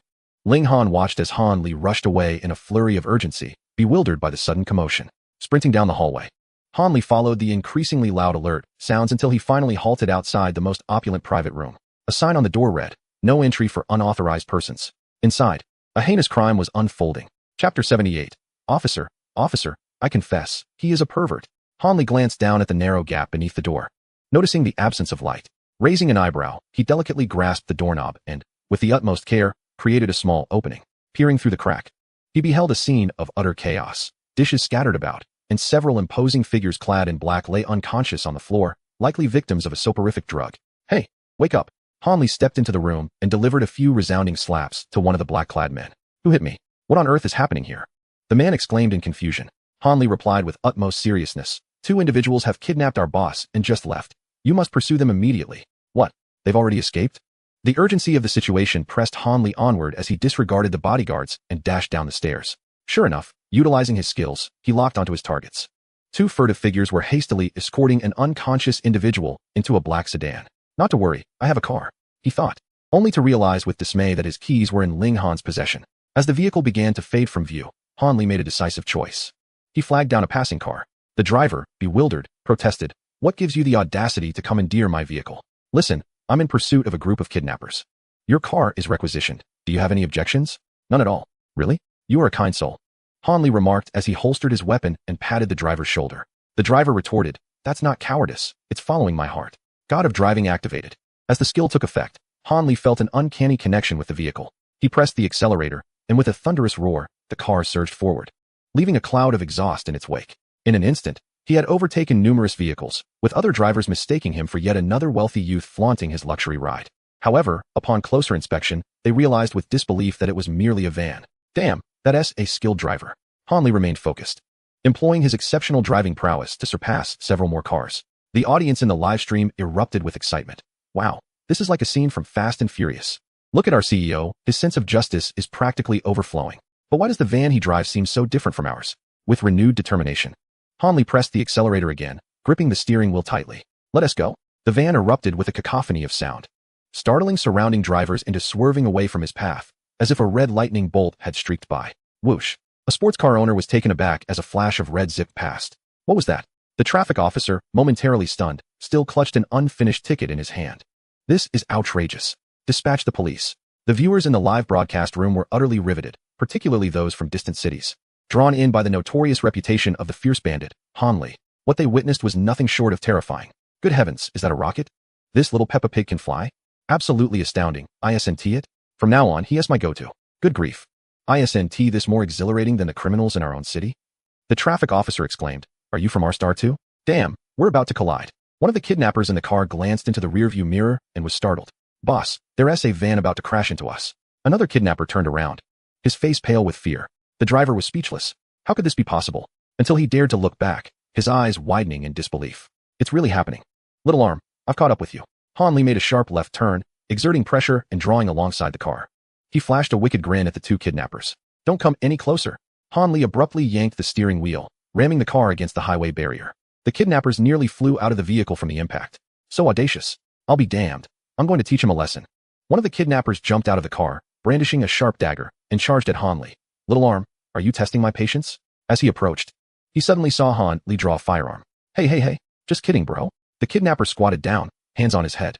Hey, what are you doing? Let go of my brother. The other kidnapper emerged, holding a man hostage, pressing the dagger against the man's neck. Do you believe I'll kill him? Hanley activated Shadow Emperor, revealing a maniacal grin, licking the dagger that had fallen on the ground. No worries, my targets are solely you. What? The kidnapper shivered at the sight of Hanley's crazed eyes. A psychopath?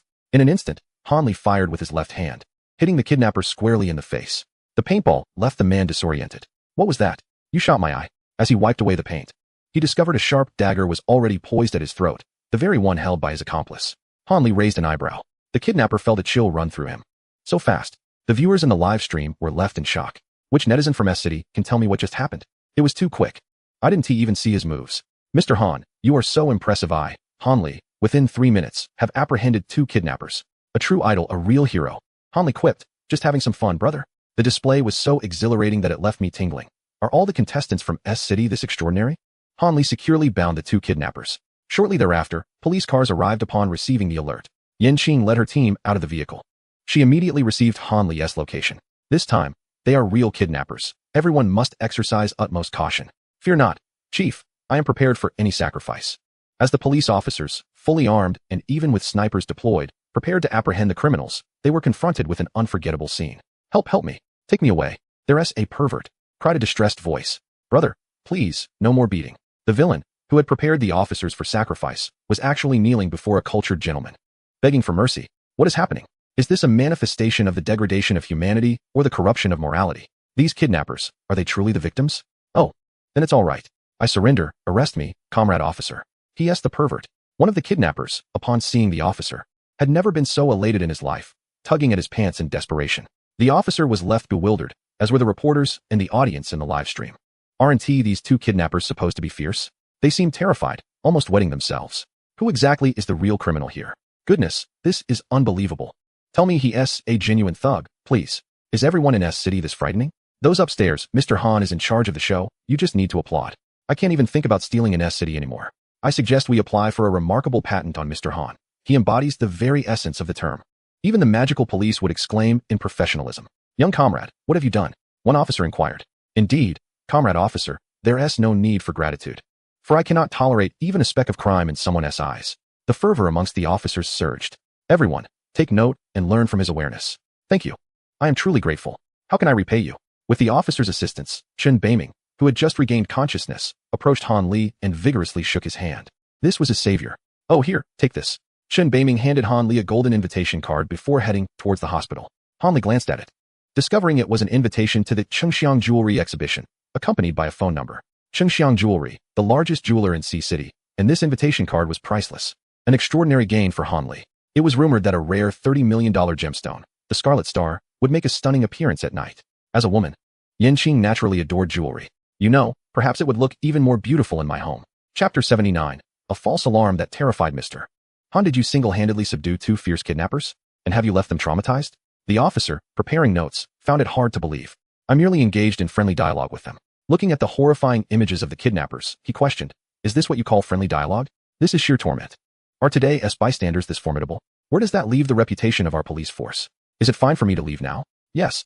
We will subsequently award you a medal in appreciation of your contribution to society. The audience in the live stream erupted in laughter. How many times has Mr. Han received a medal now? Well, society owes you a great deal, General Han. Officer, brother, teach me a trick. Han Li greeted Yanqing, and amidst the officer's warm send-off, he had just reached the entrance when his expression suddenly froze. A man clad in a trench coat and donning a Black Cat Sheriff mask approached him. It's the Black Cat Sheriff. What a thrill. This is more exhilarating than any script. Goodness, our eyes met. He won't recognize me. Will he, General Han? Anxiety surged within him as he followed an expatriate who spoke. Smith, your visit has been immensely helpful. No problem. After all, we are old friends. Suddenly, Li Yi seemed to sense someone watching him. He turned to gaze at the stunned Han Li, his sharp eyes scanning the vicinity. This is bad. Han Li quickly averted his gaze. He never anticipated encountering this fellow. Surely he won't identify me. Time to slip away. Han Li flashed a smile at Li Yi and prepared to exit. Wait. Just as Han Li was about to step out, Li Yi's cold voice echoed behind him, sending a chill down Han Li's spine. What is it you need? Han Li responded, feigning calmness as he turned to face Li Yi. The pressure emanating from the Black Cat Sheriff was palpable. The other officers halted and turned their attention toward them. Li Yi advanced toward Han Li, step by step. Han Li clenched his palms tightly. The audience in the live stream felt their hearts race. Oh no, am I going to be discovered? That shouldn't happen. I managed to stay under the radar last time. The tension was palpable. Even I, as an observer, felt anxious for General Han. As Han Li watched the Black Cat Sheriff approach, Li Yi extended his hand, his voice carrying a note of praise. I've heard of your exploits. Quite impressive.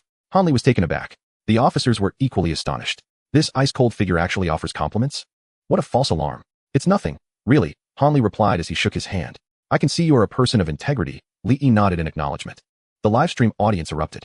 I, General Han, a person of integrity? This is shocking. I almost thought he would pull a gun. To add a twist of irony, this man recently burned down your station. The Black Cat Sheriff. I see him as a good person. Those upstairs are merciless. Han Li, I'm in tears. He just called me a person of integrity. Accompanied by Yanqing, Han Li departed the police station. Thanks to you, I received praise from my superiors. How about I treat you to a meal sometime? Yanqing lowered her head, her cheeks flushed. But when she turned to look, Han Li was engrossed in counting his rewards, his eyes sparkling, completely oblivious to her presence. Forget it. I'll pretend I never said anything. Upon returning to the mansion, Ling Han learned of the events that transpired. He clung to Han Li's leg. General Han, I'm worried. Oh, why is there suddenly 20,000 less in my account? While I was toiling away, you seem to be enjoying yourself. Ling Han exclaimed. Hurry up and pack your things. It's time for a long journey. Han Li kicked him playfully. A long journey? General Han, are you planning to wreak havoc in another city? What nonsense. This is about enhancing the crime prevention rates in other cities. Do you understand? Ling Han's expression darkened. However, how do we leave? The train station and airport are both under the watch of the police, and several competitors have already been apprehended these past few days. The police have been lying in wait at these locations, ready to catch any competitors that show up. They've instilled quite a bit of fear among them. Well, I have a plan, he continued. By the way, where is old man Shui? I haven't seen him for quite some time. Oh, he's currently practicing Tai Chi with Grandma. What? We're discussing serious matters here, and he's indulging in a twilight romance? This cannot stand. I must have a serious talk with Old Man Shui. How can I maintain my position as the leader if this continues? Exactly. I report him. Old Man Shui even tried to embezzle last time. At that moment, a voice came from behind. Oh, I hear you wish to educate me? Han Li and Ling Han were taken aback, chills running down their spines. Old Man Shui had intercepted them, glancing at Ling Han and then at Han Li. So what do you say? Together? Danger. 5 minutes later, the two of them were helping each other ascend the stairs, both looking rather foolish. Old man is indeed formidable. He shows no signs of aging. Indeed. With such a little brother, I have no regrets. Han Li wiped away a tear. You thought he couldn't best Old Man Shui? Wrong. This is merely a test of his skills. The facts demonstrate that Old Man Shui is quite strong. Who would dare to touch him again? Gather your things. We will leave after dinner. Han Li returned to his room, sipping cola, and opened his laptop. His fingers danced across the keyboard. Top-tier hacker activated. Inside the Donyang Police Department, the unit responsible for cyber tracking was at a loss. Stop struggling. We cannot pin down that old rascal Han Li. Damn it. He is too skilled. He must be an exceptional hacker. After days and nights of fruitless searching, they had not found a single clue. And all surveillance footage had been destroyed. How could they possibly catch him? As the officers were about to give up, suddenly, the previously inactive screen flickered to life. Everyone was startled, their expressions filled with confusion. Did the screen just light up? Was that just an illusion? But I saw it too. It's a signal. Captain, something big has happened. What is going on? I was just having my meal. The officers stared at the screen, where the signal was growing brighter. Their expressions filled with excitement, akin to winning the lottery. We've captured a signal that we suspect belongs to Han Li. What? Minutes later, numerous officers gathered in the department, eagerly awaiting developments, all brimming with excitement. Even Director Jiang had come to the scene personally. He stared at the large screen. Are you saying this little dot represents Han Li's current location? Exactly. Who would have thought? Perseverance pays off. We finally found a flaw. Han Li, you cannot escape. Han Li, I've got you now. Director Jiang grinned. On the screen, an unfamiliar signal appeared, pinpointing a location not far from their police station at the East Suburban Park. Quickly, deploy all officers. This time, we must capture Han Li. Chapter 80. The top-tier hacker? Apologies. In my eyes, everything is worthless. The wail of sirens echoed along the roadside, startling the onlookers. What a grand spectacle. Which terrorist are they attempting to apprehend? Countless police vehicles rushed to the East Suburban Park where Han Li was located. Wang Lang and other officers were fully armed, reloading their specialized firearms. Wang Lang's expression was grave. This opportunity could not be missed. They were determined to capture the old thief. I want him to weep. The audience of the police live stream became fervently excited. No matter how formidable he was, he would eventually reveal his flaws. Han Li, prepare to meet your fate. I see a chance. Officers, let us show Han Li what we're made of. For so long, the officers had been led in circles by Han Li, entertaining countless citizens, yet they held a glimmer of hope to seize him soon. After all, he ultimately played the role of a criminal, a villain. Historically, righteousness prevails over evil. Yet, Han Li had turned the tables, bewildering everyone. I could hardly contain my anticipation. The officers raised their specialized firearms. We have arrived, disembark. Wang Lang flung open the door and dashed out. Charge. The officers exited their vehicles, ready to unleash their might, only to find themselves facing a wasteland. Officer. What on earth? Damn it, did we take a wrong turn? Wang Lang pulled the driving officer aside for clarification. This isn't East Suburban Park. It's a dump. Officer. I'm not sure. I followed the navigation, and this should be East Suburban Park. After inquiring with an elderly man by the roadside, they discovered the truth. Indeed, they were not mistaken. This was East Suburban Park. However, it had recently been demolished and was now a garbage site. Many officers felt their vision darken, nearly facing collective despair. Do you think Han Li could be hiding in the garbage? One officer attempted to resist the bitter reality. What do you think? Wang Lang sighed, rubbing his forehead in resignation. We've been deceived again. Call Director Jiang and report the situation here. Yes. Meanwhile, on the other end of the line, Director Jiang stood up in anger upon receiving the news. Are you saying East Suburban Park is now just a heap of trash, with no sign of Han Li? Everyone. What? Impossible. The signal clearly indicated. Could this signal be a ploy by Han Li? The cyber officer felt a chill run down his spine. Otherwise, how could they have captured the signal just today after days and nights of searching? This must be a trap laid by that old rascal Han. Damn, that familiar feeling, suffocating. Oh Han, you have tormented me countless times. Yet I treat you as my first love, willingly deceived. The livestream audience erupted. Oh my, this is a complete mockery. Han Li, I didn't want this. But they are so easy to deceive. Watch out, it's a dimensional strike. Director Jiang collapsed into his chair. He had mobilized a large number of officers for the pursuit, only to chase after nothing. This is bad. Han Li is luring the tiger from its den. Wang Zhigua beside him recalled ominous memories. This indicated that Han Li was up to something significant once again, as the police chiefs found themselves in a state of despondency. A chilling voice echoed through the room, drawing everyone's attention. Entering was Li Yi, donned in the guise of the Black Cat police chief, accompanied by a foreign gentleman. It appeared that his arrival was most fortuitous. Li Yi, who is this? The crowd inquired. Li Yi introduced, this is Mr. Smith, a top-tier hacker I have enlisted from the AM country. With his expertise, we shall undoubtedly prevail over Han Li in the digital realm. A top hacker. Is that true?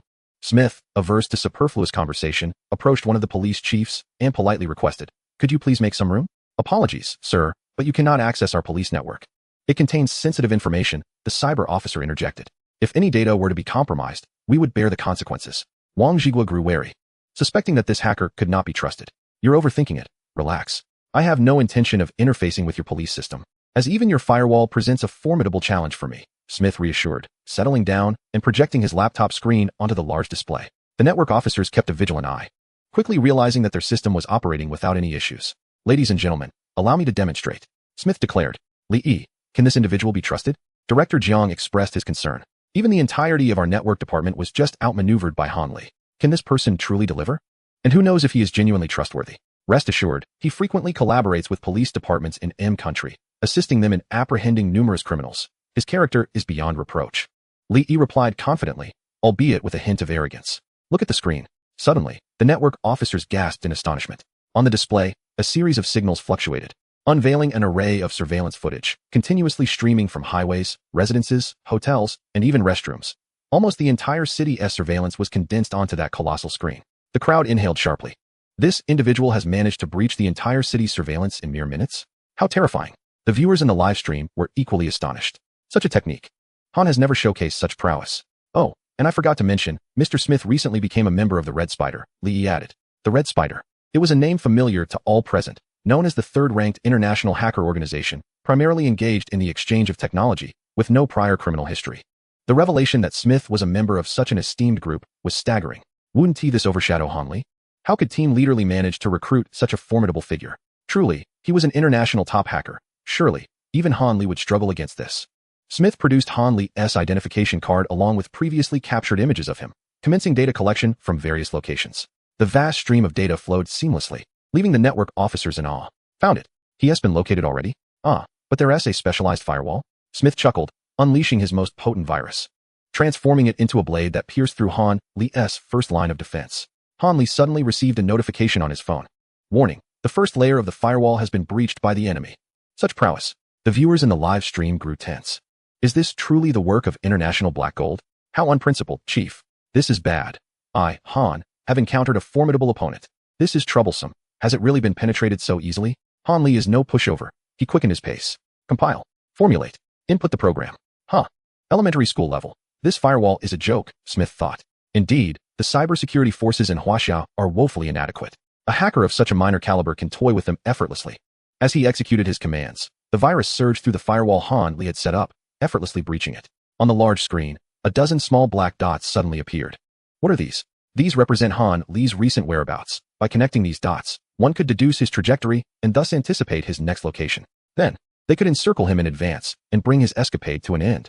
Smith removed his headset and turned to the bewildered officers, displaying a look of disdain. Li, you claimed this Han Li was a top-tier hacker, yet is this all he can muster? I am truly disappointed. I expected more excitement. Alas, he is nothing but trash. This can be resolved in mere moments. Is that so, Smith? Look behind you. Li's expression darkened. Not only Li Yi, but the other officers were also dumbfounded, their faces reflecting sheer disbelief. Smith, perplexed, turned to glance behind him. It was as if he had been struck by lightning. The screen displayed numerous small black dots mysteriously appearing across various locations in the city, densely proliferating and sweeping over the entire area. Ultimately, the entire screen was engulfed in darkness. Now it was Smith's turn to be bewildered. Chapter 81. 3 days from now, I shall personally retrieve the Crimson Star. The large screen remained pitch black. Officers. How could this result in a black screen? Odd, why? I clearly breached his firewall. Smith stared at the inky screen, his mouth agape in shock. Smith, what is happening? Li Yi inquired. Smith's face turned a shade of embarrassment as he exclaimed, damn it. I've been counter-hacked. What? You, a hacker, have been outmaneuvered by Han Li? The viewers in the live stream erupted in excitement. This is a knockout blow. Han, you've left the foreigners utterly confounded. This is excessive, yet I relish it. Han Li remarked. You think breaching a firewall makes you invincible? Smith, unwilling to lose face, thought otherwise. After all, he was a member of the Red Spider. He immediately launched a counterattack. Soon enough, he detected an unknown program wreaking havoc within his computer. Is this the culprit? Let me eliminate you. Smith activated his most robust defense system to eradicate the virus Han Li had deployed. However, he was increasingly astonished to find that his defense system could not keep pace with this minor program. Damn it, how is this possible?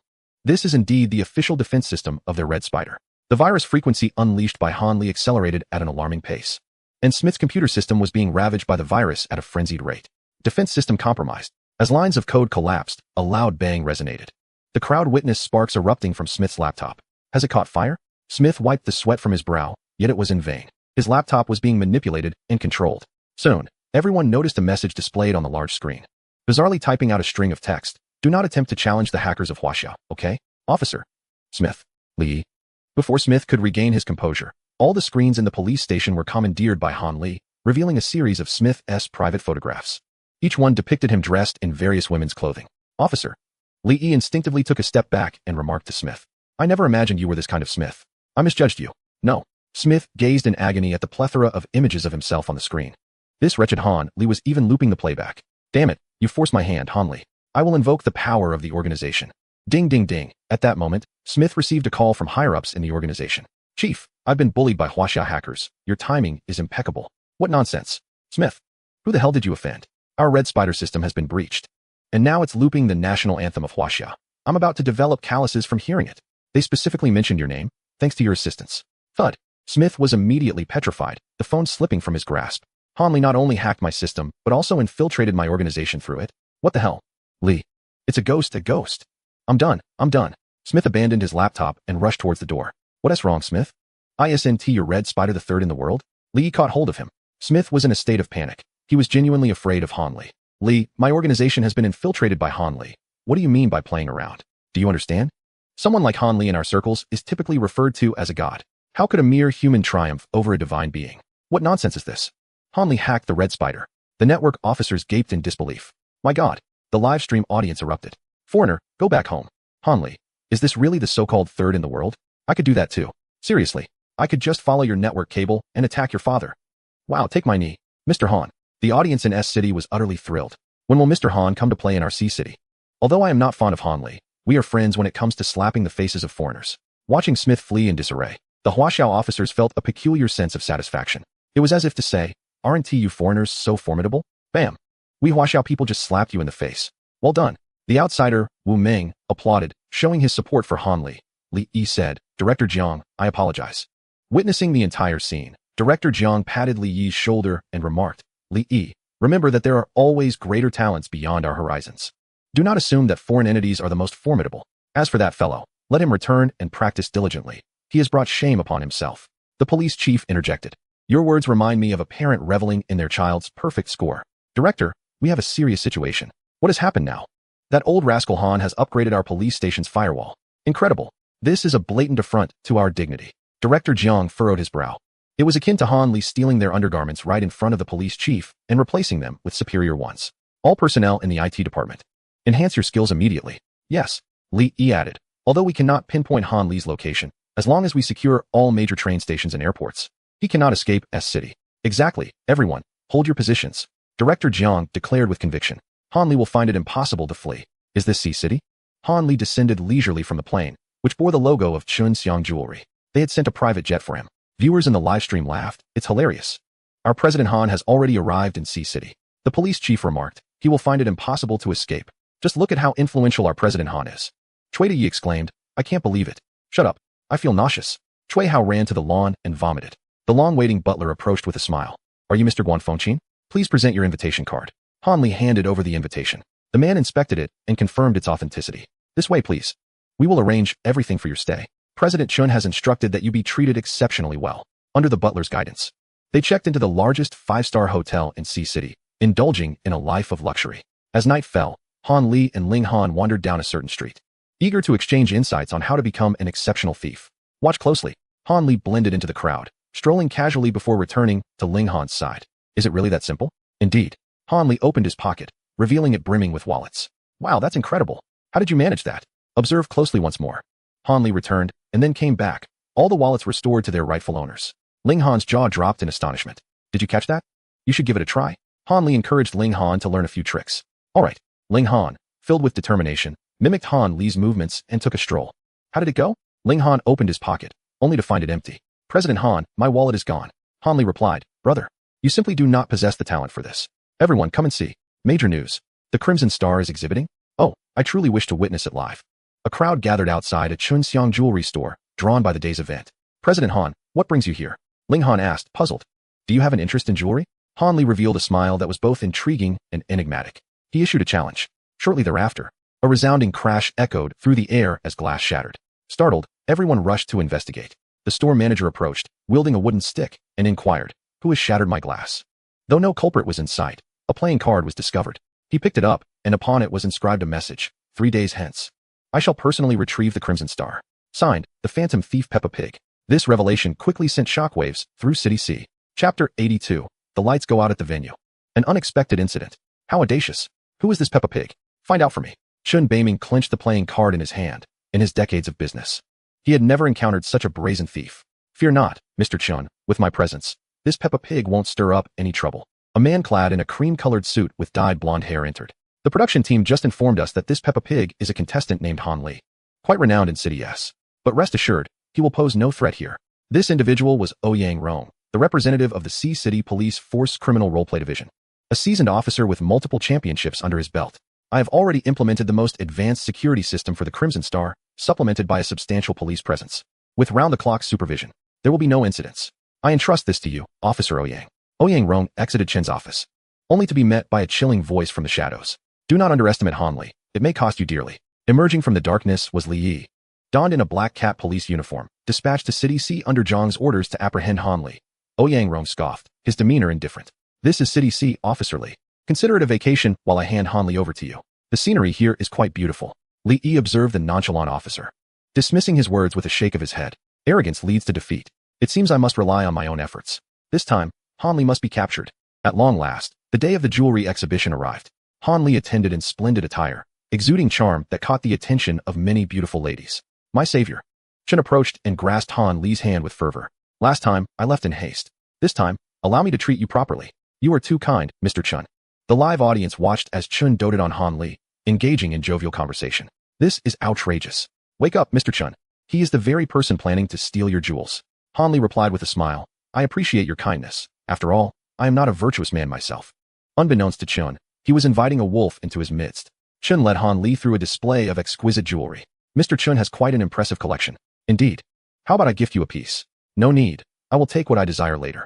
Han Li followed Chun to the VIP lounge prepared for their esteemed guests, where everything one could wish for was at their disposal. In this private room, the attendees comprised the elite and influential figures of City C, as well as prominent business magnates, each possessing remarkable stature.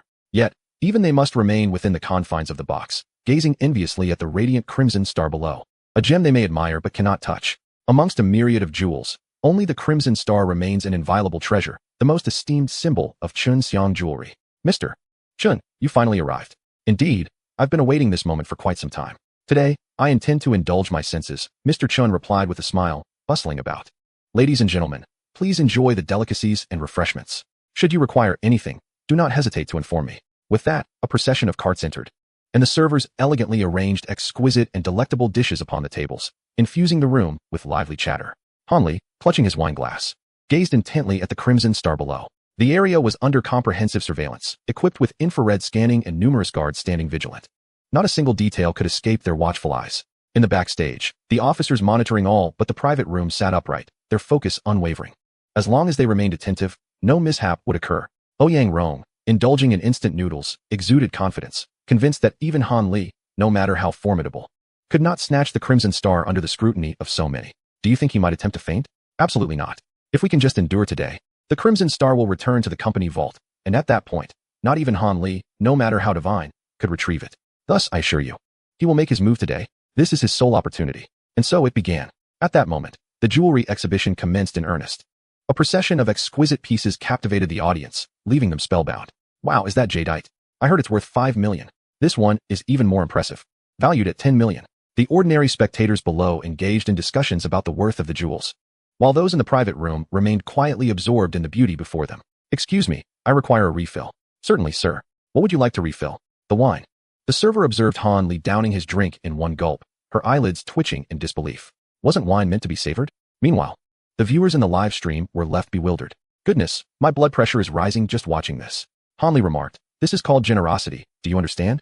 That gulp alone must cost at least 1,000. And yet, Mr. Han drinks it all in one go. What a waste. A few socialites cast disdainful glances at Han Li, dismissing him as a mere rustic.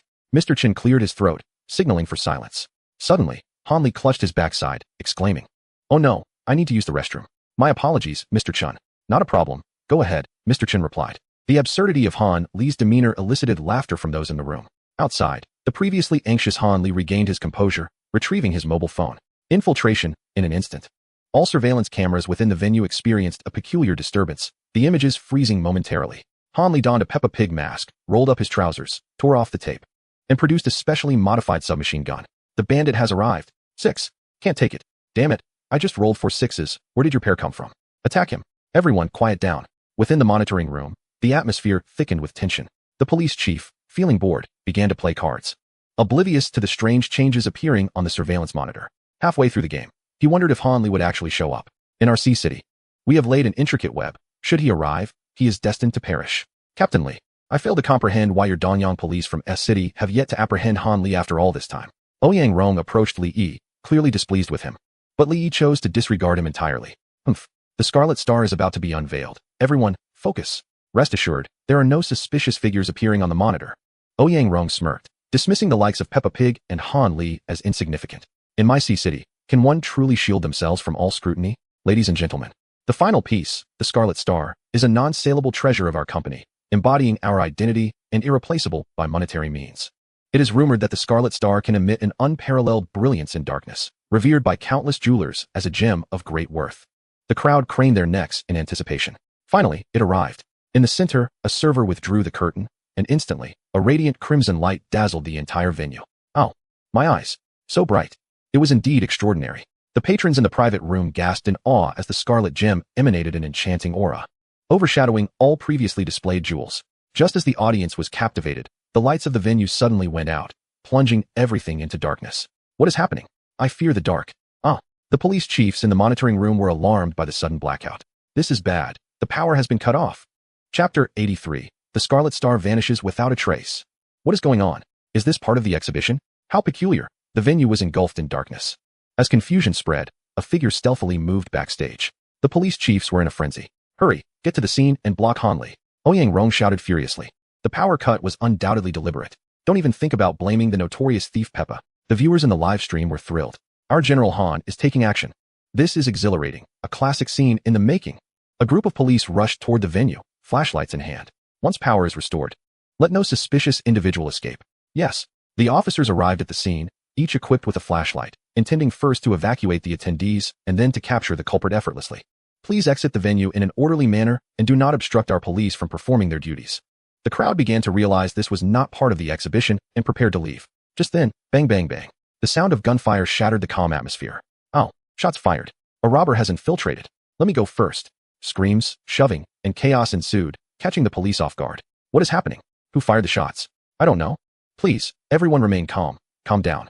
The frenzied crowd, lost in their madness, hardly listened as they clamored to escape the scene, even pushing the police officers who were attempting to enter.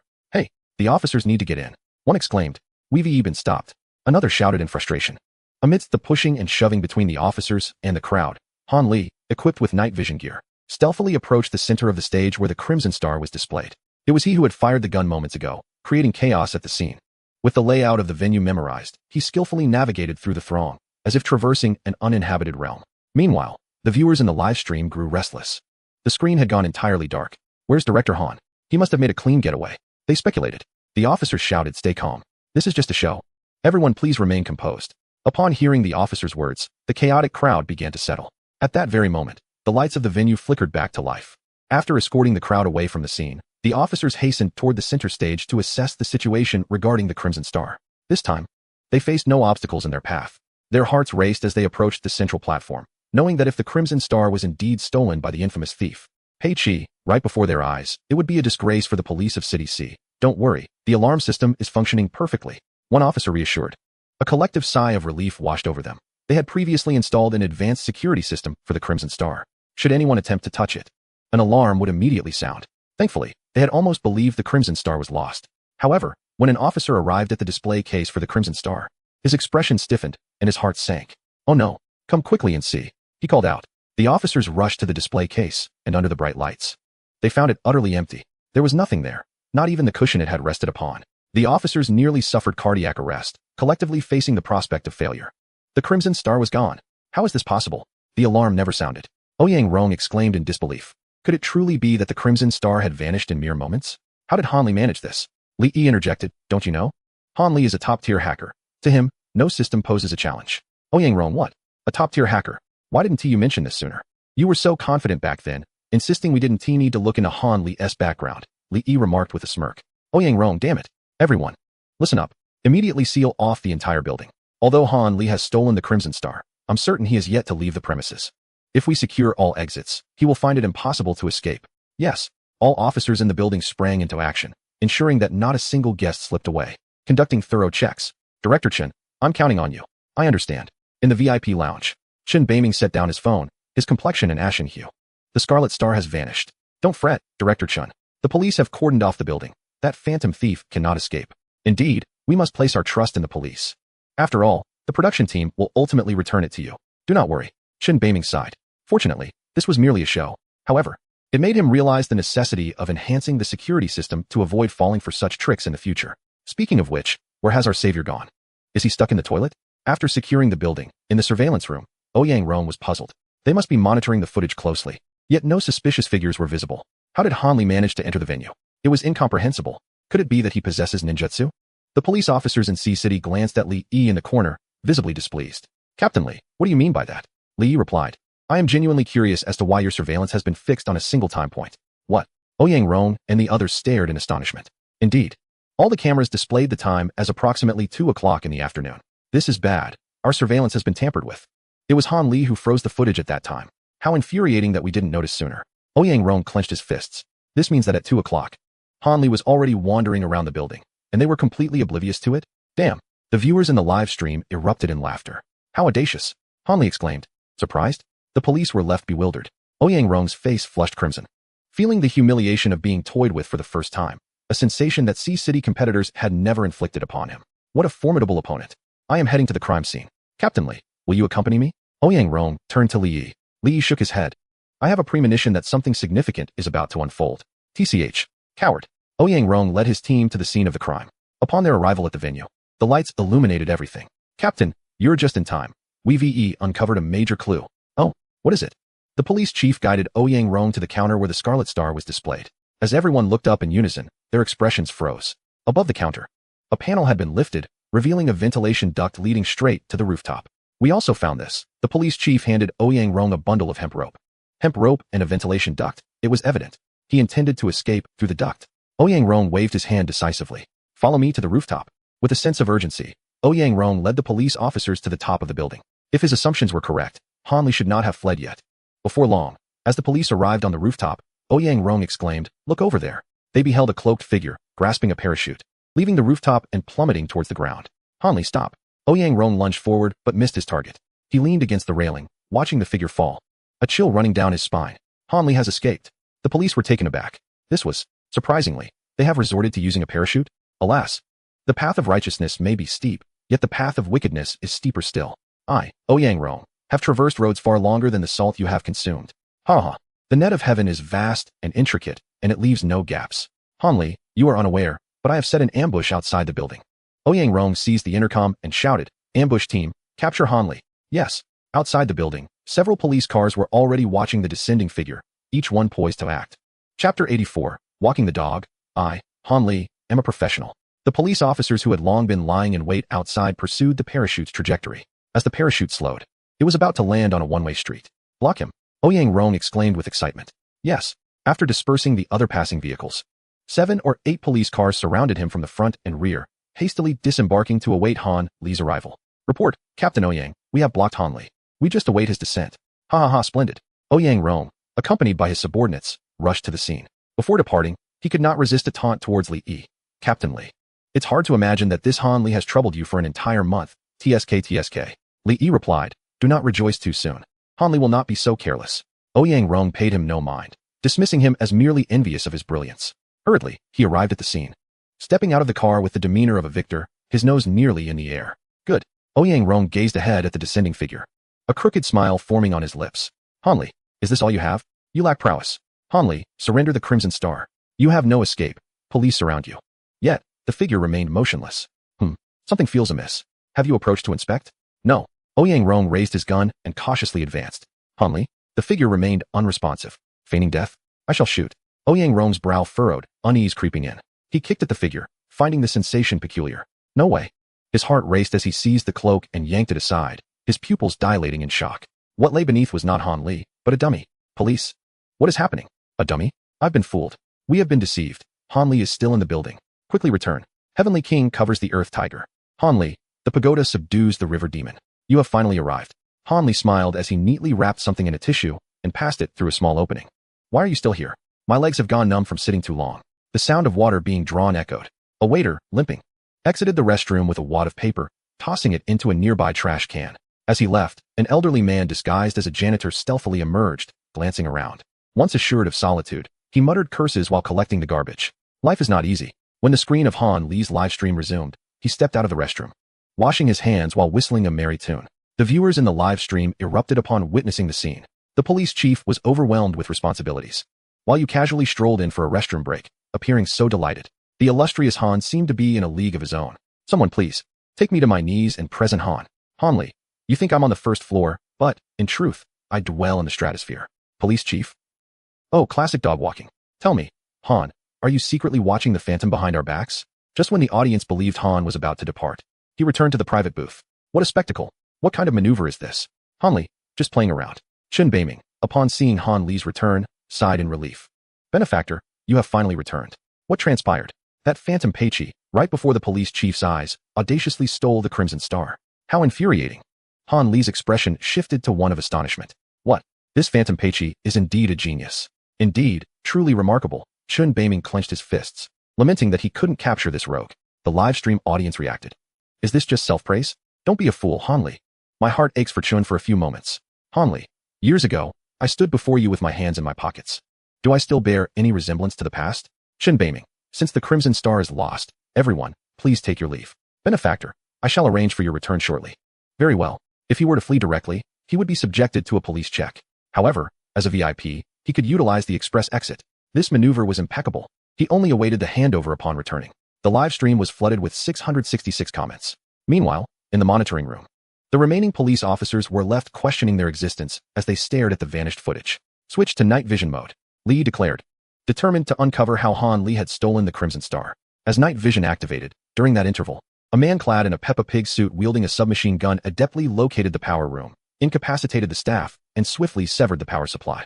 The venue was plunged into darkness. Han Li, having timed his movements perfectly, blended into the crowd and awaited the police chief's arrival before firing several shots towards the ceiling, inciting chaos, thereby granting him the time he needed to seize the Crimson Star. At that moment, the ceiling above the counter was lifted, revealing a ventilation duct. Han Li discarded a pre-prepared rope and, amidst the turmoil, exited the venue. After that, no further footage of him was captured. The entire operation was executed seamlessly, as if he had undergone countless rehearsals. Thus, everything was a mere ruse to mislead us. Damn, Han Li is cunning. Truly a formidable individual. Even real cases can't compare to this thrill. Li Yi's eyes widened in disbelief. This Han Li is becoming increasingly inscrutable. Wait, zoom in on this. Li Yi suddenly noticed something. Indeed, the police reviewed the earlier footage. In the video, Peppa Pig was seen exiting from a corridor. I recall this corridor leads to the VIP booth, one officer murmured. Li Yi revealed an excited smile. No wonder. In my mind, all the clues were interconnected. Who among them could enter and exit the building so freely, and in the only place not covered by surveillance? It was none other than the VIP room where Mr. Chen resided. The real Han Li was hidden within that box. What?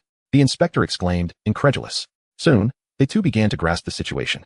It appeared that all along, they had overlooked the significance of the VIP area. Time was of the essence. I am now your commanding officer, issuing orders to dispatch a portion of the officers to seal off the VIP room. Allow no one to escape. Yes, damn it, I almost fell for it. Li Yi was the first to arrive at the entrance of the VIP room, just as Mr. Chen emerged. Black Cat Inspector? What on earth? A cosplay?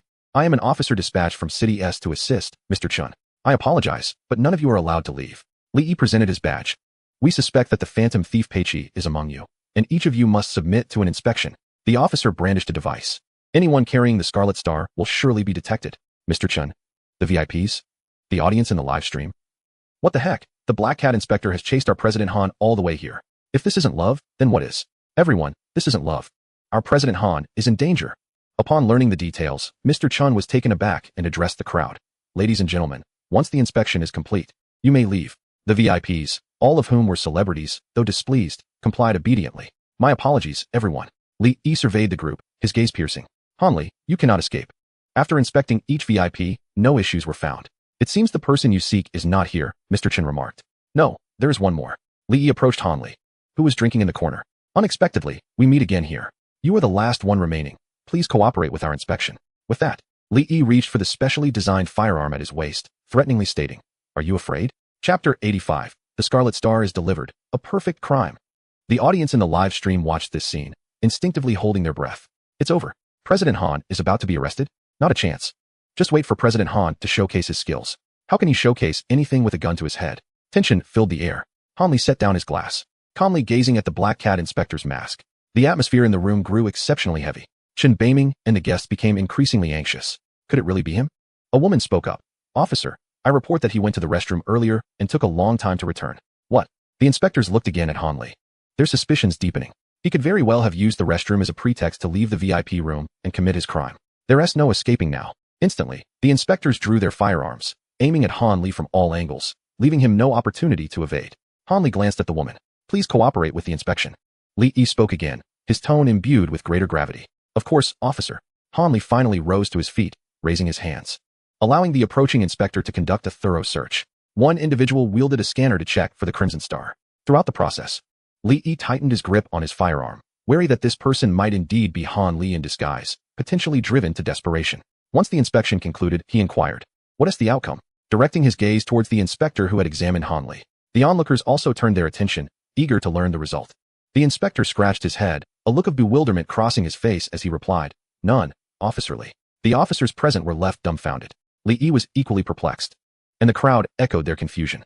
Viewers in the live stream erupted in disbelief. How could that be? What happened to the Crimson Star? What has Mr. Han been up to behind our backs? Apologies, everyone. My mind is struggling to keep up. It's incomprehensible. Who can provide an analysis? The inspector exclaimed. The individual must be daft.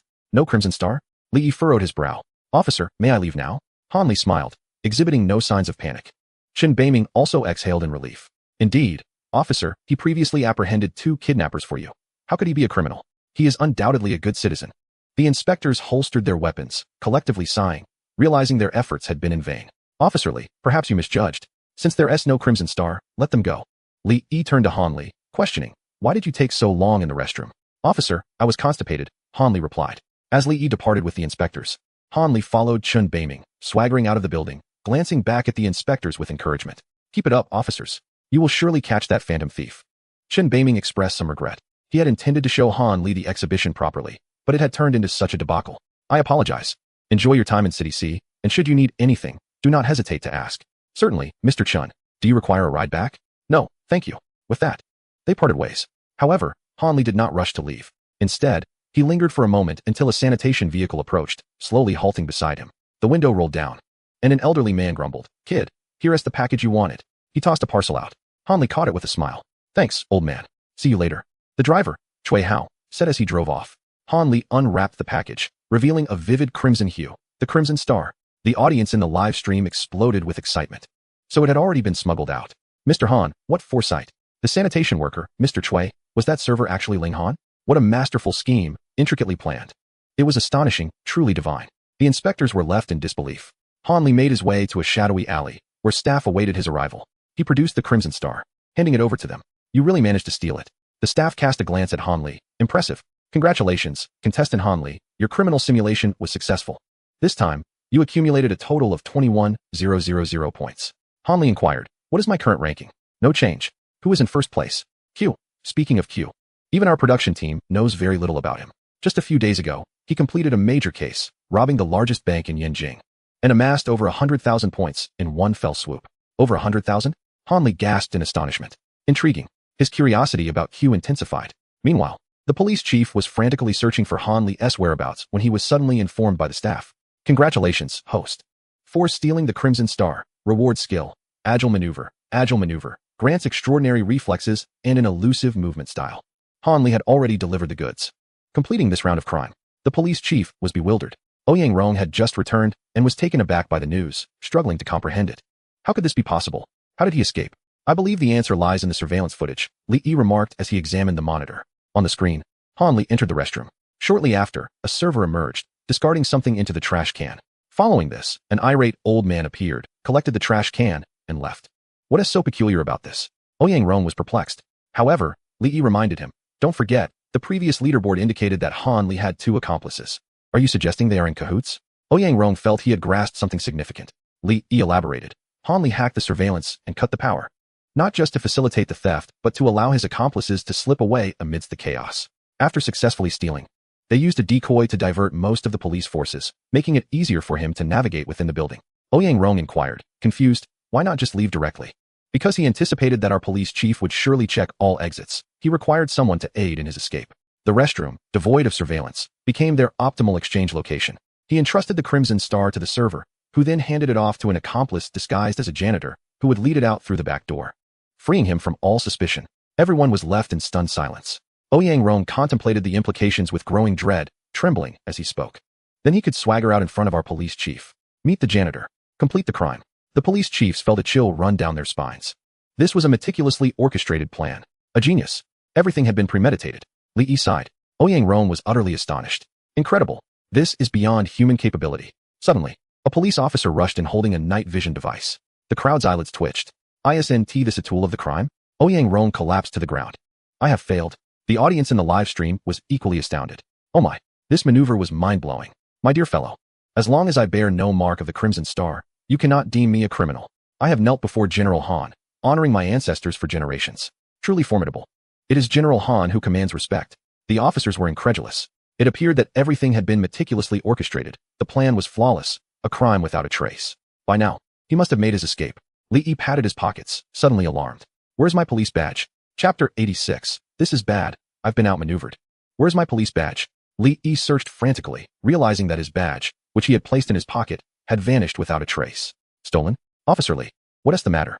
Upon hearing Li Yi's analysis, Ouyang Rong regarded him with newfound respect, adopting a more courteous demeanor. Li Yi remarked, I have both good news and bad news. Which would you prefer to hear first? You two enjoy riddles? Ouyang Rong replied, let us hear the bad news first. The bad news is that my police badge has been stolen. Officer, how could that even happen? A police officer losing his badge is a disgrace. As far as I know, the only person capable of stealing my badge without detection is Han Li.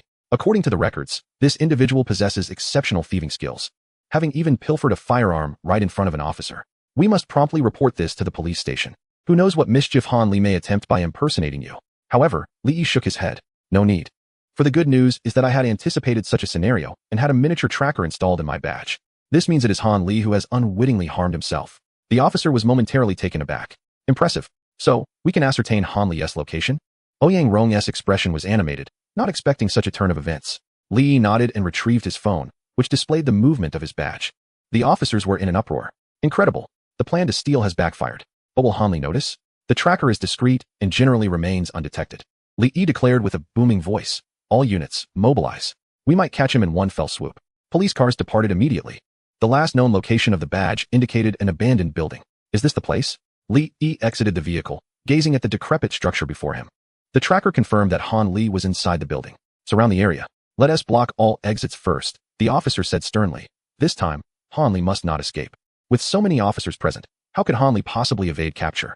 Inside the abandoned building, Ling Han and Elder Cui were observing Han Li as he tinkered with something. General Han, why are you here instead of a fine hotel? You must know that I trained for 3 days and nights to pose as a waiter. Now, I simply wish for a good night's rest. By the way, who is this woman? Not far away, on a chair, a wealthy lady was tightly bound. She gazed at the 3 individuals in terror, weeping incessantly. All she wanted was to return home.